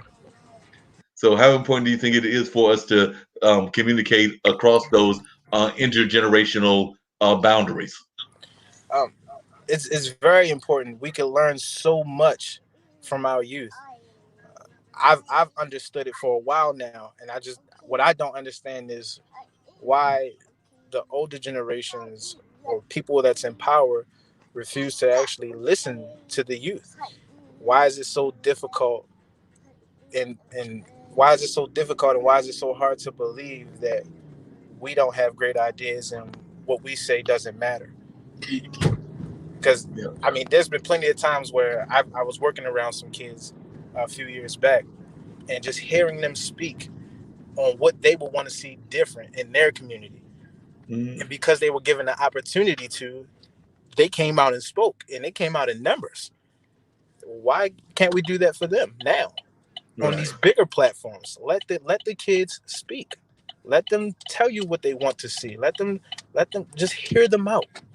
Just take the time to hear them out.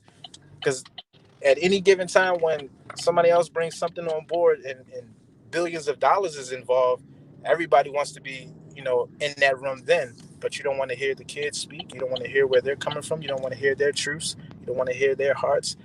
Let them speak. No, I definitely agree with you on that. I was actually watching a documentary recently, and this was talking about that generation of folks that are like between, say, teenage years up to like their early 30s or something like that. But it was actually saying how it felt, and I agree with them, that this is probably one of the most tolerant generations in terms of like understanding racial differences, but also accepting people from different cultures, and also not necessarily making judgments on people based on their race or their orientation or a number of other factors that might be there, including their religious differences. So as a young person, would you say that that's something that you would agree with, that you're finding that more of the people in your age range are a lot more tolerant than, say, some of their older peers were? Yeah, absolutely. I see it daily. And it's a good feeling, because I know when I was 16, 17, nobody wanted to listen to me about anything. You don't know what you're talking about. You're just a kid. You don't really have a say so. You don't know anything. You still have to grow. But it's like, what? You don't even know me. You don't know my background. Like, let me just talk to you. That way you can find out a few things from me, and then you can say, wow. Because the grass isn't always greener on the other side. It isn't. I learned that coming from Baltimore, going to Frederick, still going through issues. I learned that. Yeah, it's real. That's real true, because I know that a friend of mine, that was actually their complaint against AOC and the young lady from Detroit and a couple of the other members of the squad, because they had actually worked in the political spectrum, and it was a young lady of a white background and all of that, but she was telling me that she felt that they had not earned their stripes yet, that they had not done enough work because she came, meaning AOC, from being a waitress, and some of the other ones had limited experience. And I was like you, I was like, well, they have some good thoughts and some good ideas. So why are you going to disregard their attitudes just because they haven't gone through the process of going through the system and the organization? So I definitely agree with you, and that was actually one of our main disagreements, because I was sitting there going like, you can't make that statement against folks just because you haven't had that experience. Exactly. You know, when these kids start to question, hey, why don't we have the books? Why don't we learn about this for Black history? Why don't they teach us this in school? And you don't have anybody to give an answer. You got a problem there. Because then now this, okay, you have a planned agenda. Because in certain schools, they will teach certain things, but not across the board. I believe it should be taught across the board. No, I definitely agree with you on that and everything. One of the things that I was curious, and I've got just a few more minutes to go and everything, is that I know a lot of times folks are concerned about the radio, and I definitely have worked in the low power radio and community radio, and even on our college campuses, sometimes we don't get enough respect for indie artists, and sometimes the radio stations are only going to play whatever they want in rotation, and it's a limited rotation. So as an indie artist, is that a fear that you have? And if so, how are you going about conquering that fear? Because I do know for a fact that a lot of our major commercial radio is basically run by 3 or 4 entities, whether that's Clear Channel, whether that's Radio One, or a number of those other ones that are out there. Even on the performance side, Live Nation does a lot of work and all of that. So there's some very big corporations that are in charge of the music industry, but I know that indies like you are trying to break through. So how are you going to get through those hurdles with those kind of forces against you?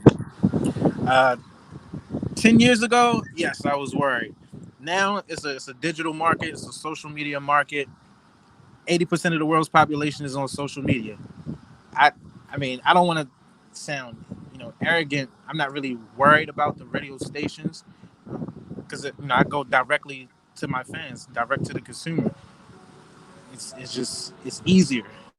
It's easier. If anybody is in the music field and understanding the business side of things, you don't necessarily need a label, especially with the market how it is today. You don't need a label. You don't need the radio stations. Once you learn the business and you know the ins and outs to be able to get those streams and start to generate a fan base on social media, you'll be fine. It just takes work. It takes work. Yeah, it definitely takes work and all of that. What advice would you give to other young folks that are trying to break into the business like you are and everything? So if there are folks that are trying to do this kind of work, be they in North Carolina, be they even in Australia, because I know that one of my friends actually is considered the Taylor Swift of the music business over there, and she actually does a show with us here on the network called Alexandria. Trying to think of her name and everything, Alexandria May. But definitely, what are some of the ways and advice that you would give to folks that are trying to break into the music business, whether they're here or in Australia or in South Africa, where Alexandria is, or wherever they may be in the globe? My advice would be, unless you're passionate about it, don't do it, because it takes a lot of sacrifice, it takes a lot of risk, it takes a lot of work, it takes a lot of hours. If you're not willing to put the work in, it's just a hobby for you.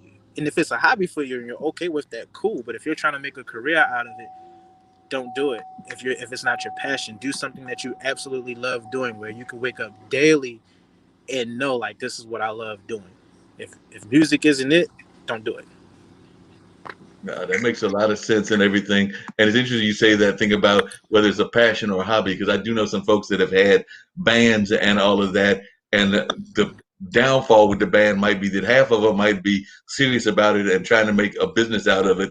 And then the other half is what you just described. They're the hobbyists, and that can actually bring the band down, because the people that are serious either have to break off and go on their own, or it's the band that they got to find a way to bring the hobbyists with them, because they've got 2 different agendas and all of that. But it sounds like to me that you're putting together a team that's all got a like mind as you do. Absolutely. It's definitely going to take a team. You cannot do anything on your own. It will absolutely take like-minded individuals for you to achieve the success that you want. When you study the music and everything, I know we talked about hip hop, but I'm a big fan of blues music. I've got a good buddy that's a big fan and actually follows the whole train of funk music. He's been involved with George Clinton and a number of other folks like that. And then I've got other friends that are into the jazz track as well. So how important is it for you to understand the legacy of your music? You mentioned that you have parents that are into the gospel music or relatives that are into the gospel music field. So how important is it for you to understand the legacy of the entire musical track in the African American community? That's the foundation. You know, that's the base. That's the home. You have to understand that. Otherwise, you're doing something that you don't really know nothing about. And then at that point, it's okay. If you are doing this and you're taking it serious, you should have some knowledge. You should know a little bit. You know, you may not know everything, but you should know your past. You should know the education. You should know the foundation, the founders of how these things got started. I think that's very important because it makes you appreciate your craft and your passion a lot more.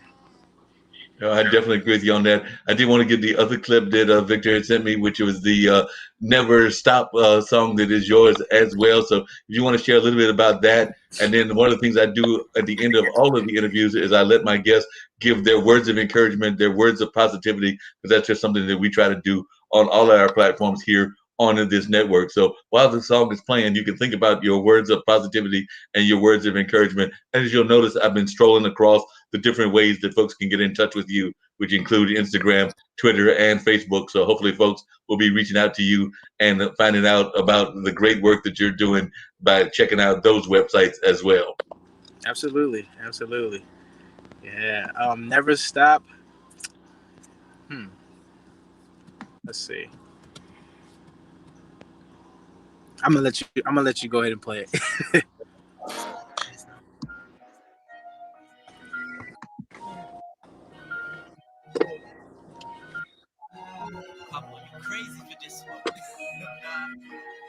Gotta be ready, about to be live. Put in the work and the money get heavy. Never gonna stop. Run through the night, through the day, even day. Ain't no surprise. Why you niggas really be hating? Cause of a grind. Started with multiple missions. Fight for your life and stay distant. Nigga, you gotta go get it. Nigga, you better go get it. Breaking that shit, it ain't good. This way the bladder will dig. Or you will rise to position. This way you gotta be willing to take a few risks, make a sacrifice. You hungry, I'm starving, you focused on balling, I'm focused on building regardless how long it may take. It's only plan A for the day. It might be the day that you get you your break. So why would you quit, man, go put in that work. Let's wait and take what it worth. Get you a team, show them the vision and follow your dream. You gotta believe and you gotta want. Be motivated, always be 100. Never good brain on it if it's time. Either go party or make you some money. Get you a woman that won't be a dime. Make an investment and double your profit. Ain't no other option, all about ownership. That's when you really a boss. You can get people to ownership. Run with this. Throw some niggas that I grew up with. Adios, done with this. For me to grow, man, y'all had to go bum me shit. Keep around myself with some like-minded minds. Yeah, we running shit, gunning it. Bite on the hand and save money and power. Yeah, that's on my dinner plate. We can be parties, so you will be in my way anyway. I'm trying to make a bag every day. Gotta be ready, gotta be live. Put in the work and the money get heavy. Never gonna stop. Run through the night, through the day, even day. Ain't no surprise. Why you niggas really be hating? Cause of a grind. Gotta be ready, gotta be live. Put in the work and the money get heavy. Never gonna stop. Run through the night, through the day, even day. Ain't no surprise. Why you niggas really be hating? Cause of a grind. Every day set you a goal, then you go. Accomplishing everything that's in your goal. You gave the universe notice you want it, you earn it, you buy it, and then you will own. Pick up the phone for your bro when he call. He do a bit, then you answer regardless. Put some bread to the side. For when he touchdown, then you bless him, cause he kept his promise. Loyalty, see it as principle. You niggas selfish, man, you niggas pitiful. This shit is critical. I do not do what you niggas do. Rebels around me, they know what I'm getting to. Building a ramp for my legacy, this and you ain't got no time for some shit that'll make me lose. Hitting familiars, I'm working, is what I do. Now I see why that you lazy, you hating to making some moves. Introduce bro to the movement. Yeah, I tossed him a back, got him grooving. Yeah, I tossed him a back, now he moving. And see, we don't hang with no losers. It's when the circle hit, and I'm making my presence be noticed. You niggas lose focus, you stuck on some ass, and she'll be the reason why you will get trashed. Leave that bitch right in the past, passing you niggas. Distract me, yeah, I'm lapping you niggas. They offered us 20, we said no, we kept it moving. You stupid, we laughed at them niggas. This ain't no hit the black type of groove. This that midnight moonwalk type of smooth. This that gangsta suit and tie type of move. Yeah, this that type of move. Gotta be live, put in the work and the money get heavy. Never gonna stop, run through the night, through the day, even dead. Ain't no surprise, why you niggas really be hating? Cause of a crime, gotta be ready, gotta be live. Put in the work and the money get heavy. Never gonna stop, run through the night, through the day, even dead. Ain't no surprise, why you niggas really be hating? Cause of a crime, gotta be ready, gotta be live. Put in the work and the money get heavy. Never gonna stop, run through the night, through the day, even dead. Ain't no surprise, why you niggas really be hating? Cause of a grind.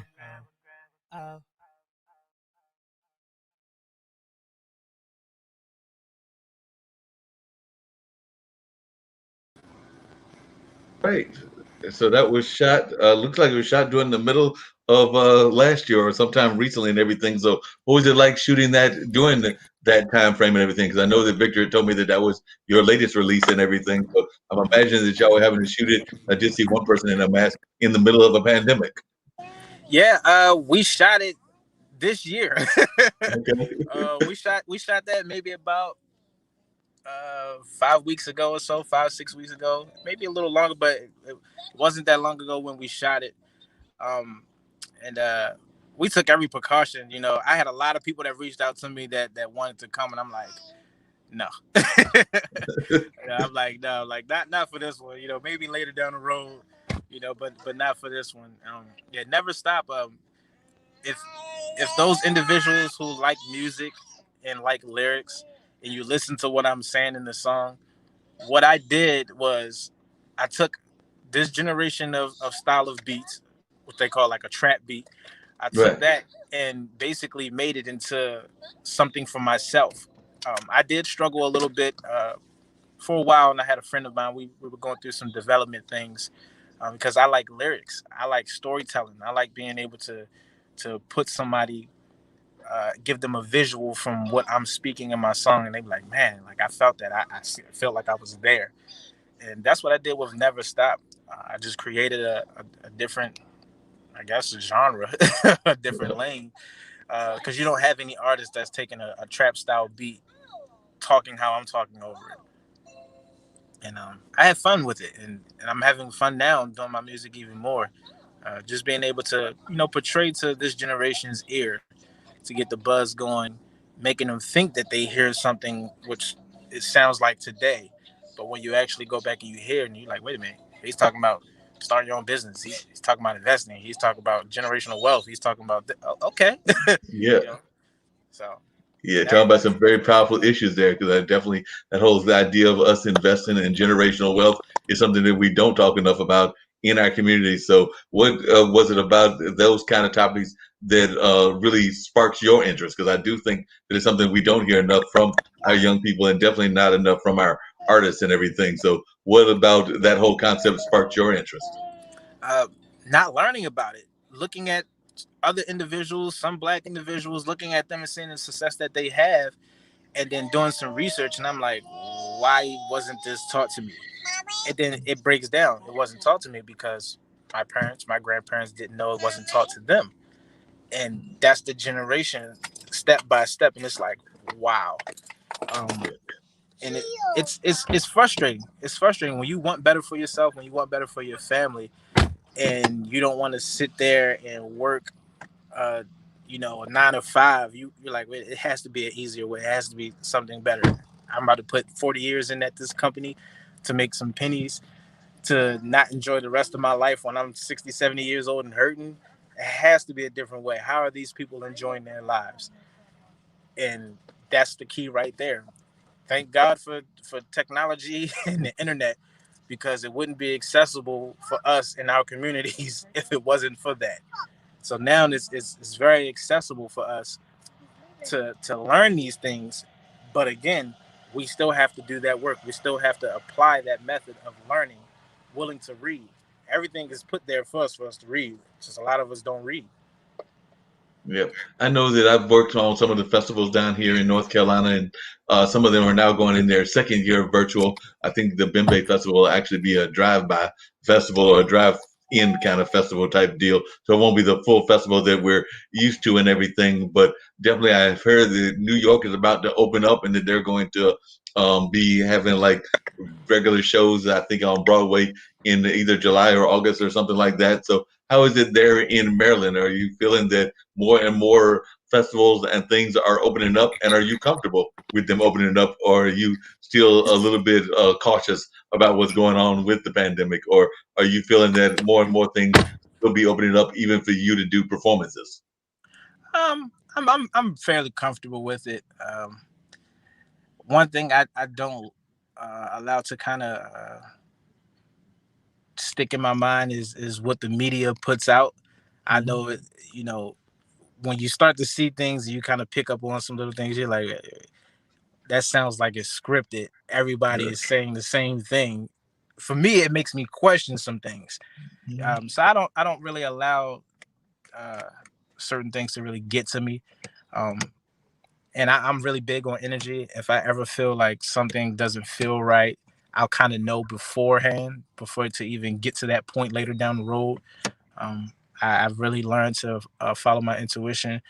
With everything slowly opening back up, I think I think it'd be good for business. I think it'd be good for mental health for people, and overall for the economy as well.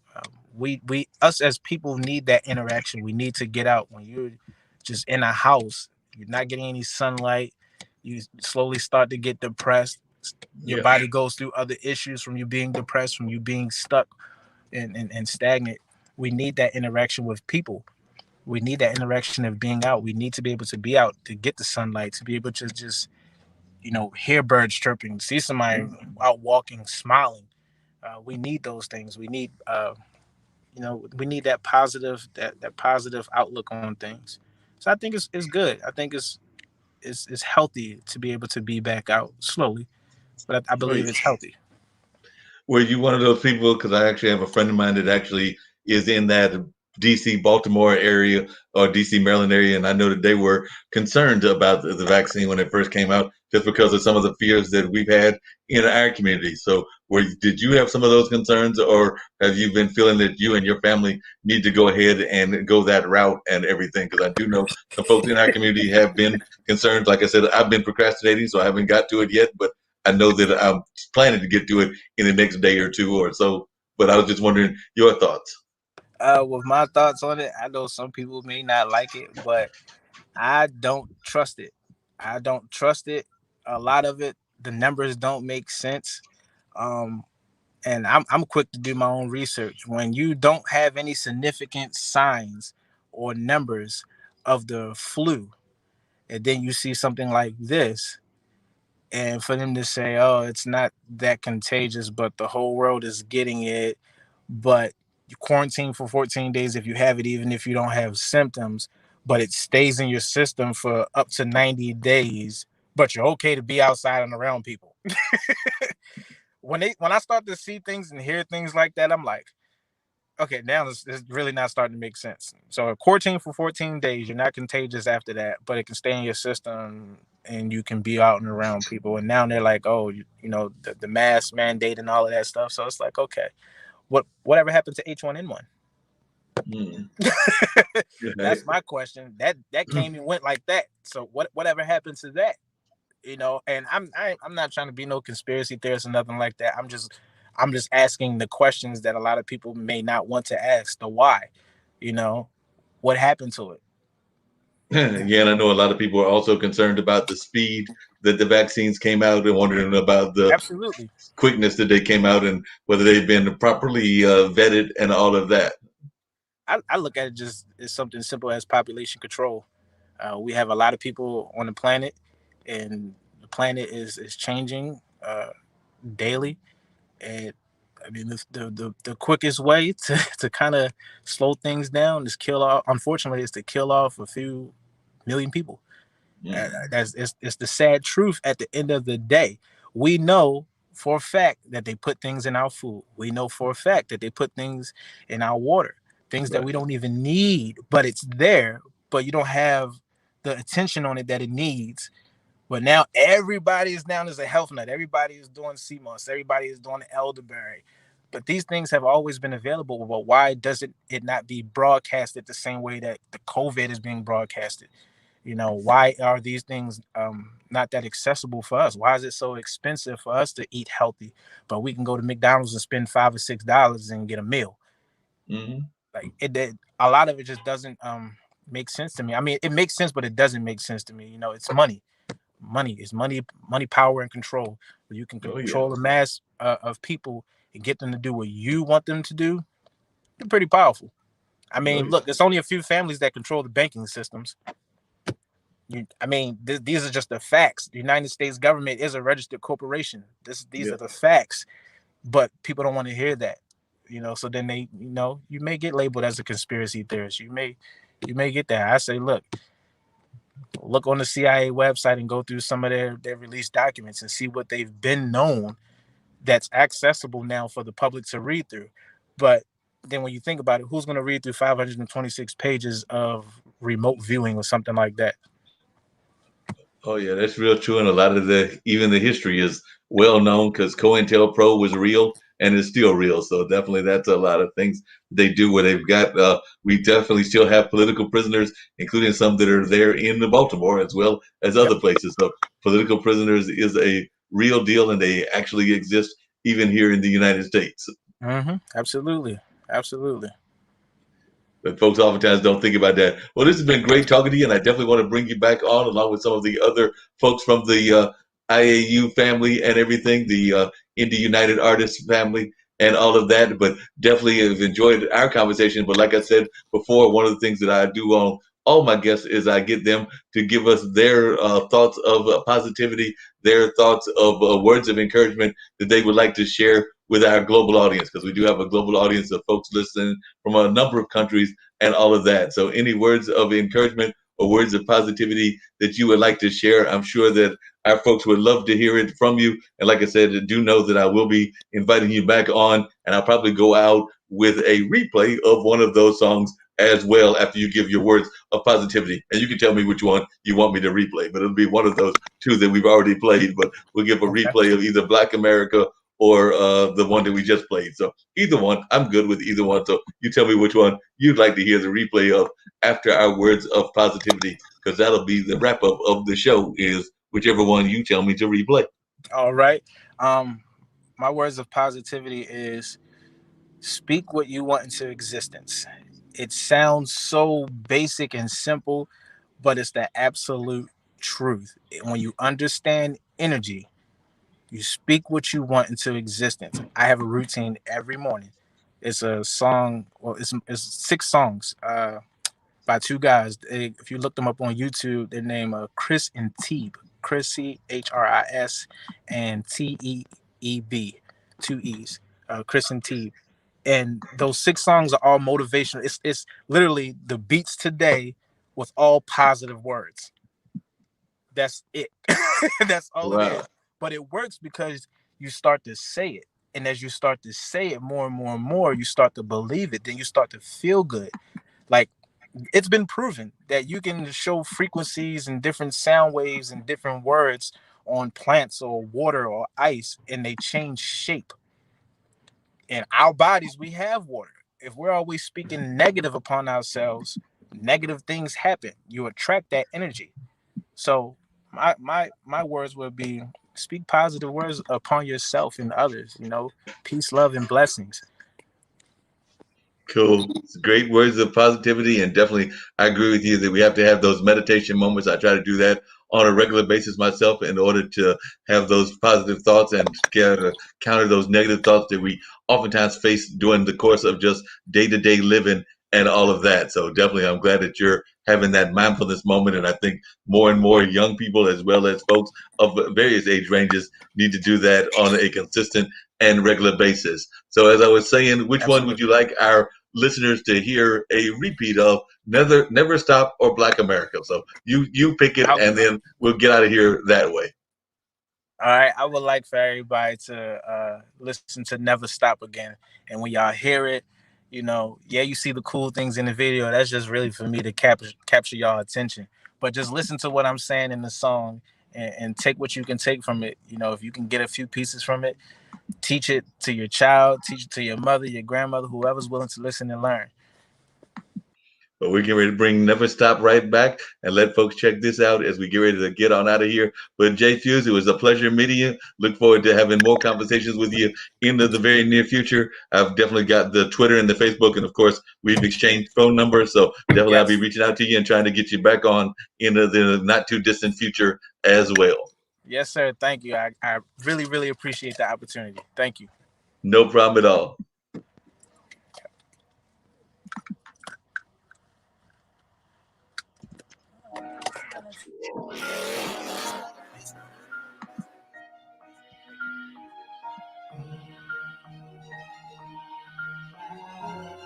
Crazy for this one.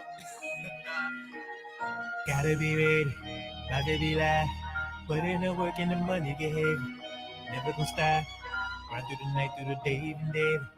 Ain't no surprise. Why you niggas really be hating? Cause of a grind. Started with multiple missions. Fight for your life and stay this. Nigga, you gotta go get it. Nigga, you better go get it. Breaking that shit, it ain't give. This way the bladder will dick. Or you will rise to position. This way you gotta be willing to take a few risks, make a sacrifice.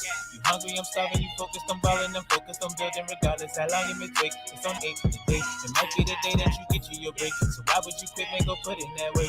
That's what you take for the work. Get you a team, show them the vision and follow your dream. You gotta believe and you gotta want. Be motivated, always be 100. Never your brain on it hit these times. Either go party or make you some money. Get you a woman that won't be a dime.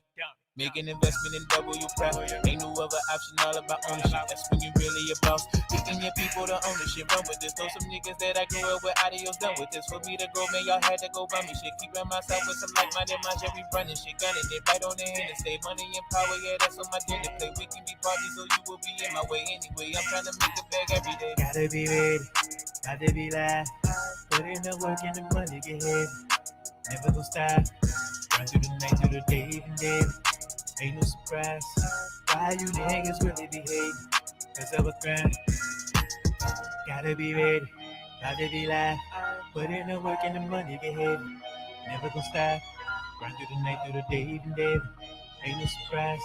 Why you niggas really be hating? Cause of a grind. Every day set you a goal, then you go. Accomplishing everything that's in your goal. You gave the universe notice you want it, you earn it, you buy it, and then you will own. Pick up the phone for your bro when he call. He do a bit, then you answer it out. Put some bread to the side. For when he touchdown, then you bless him cause he kept his promise.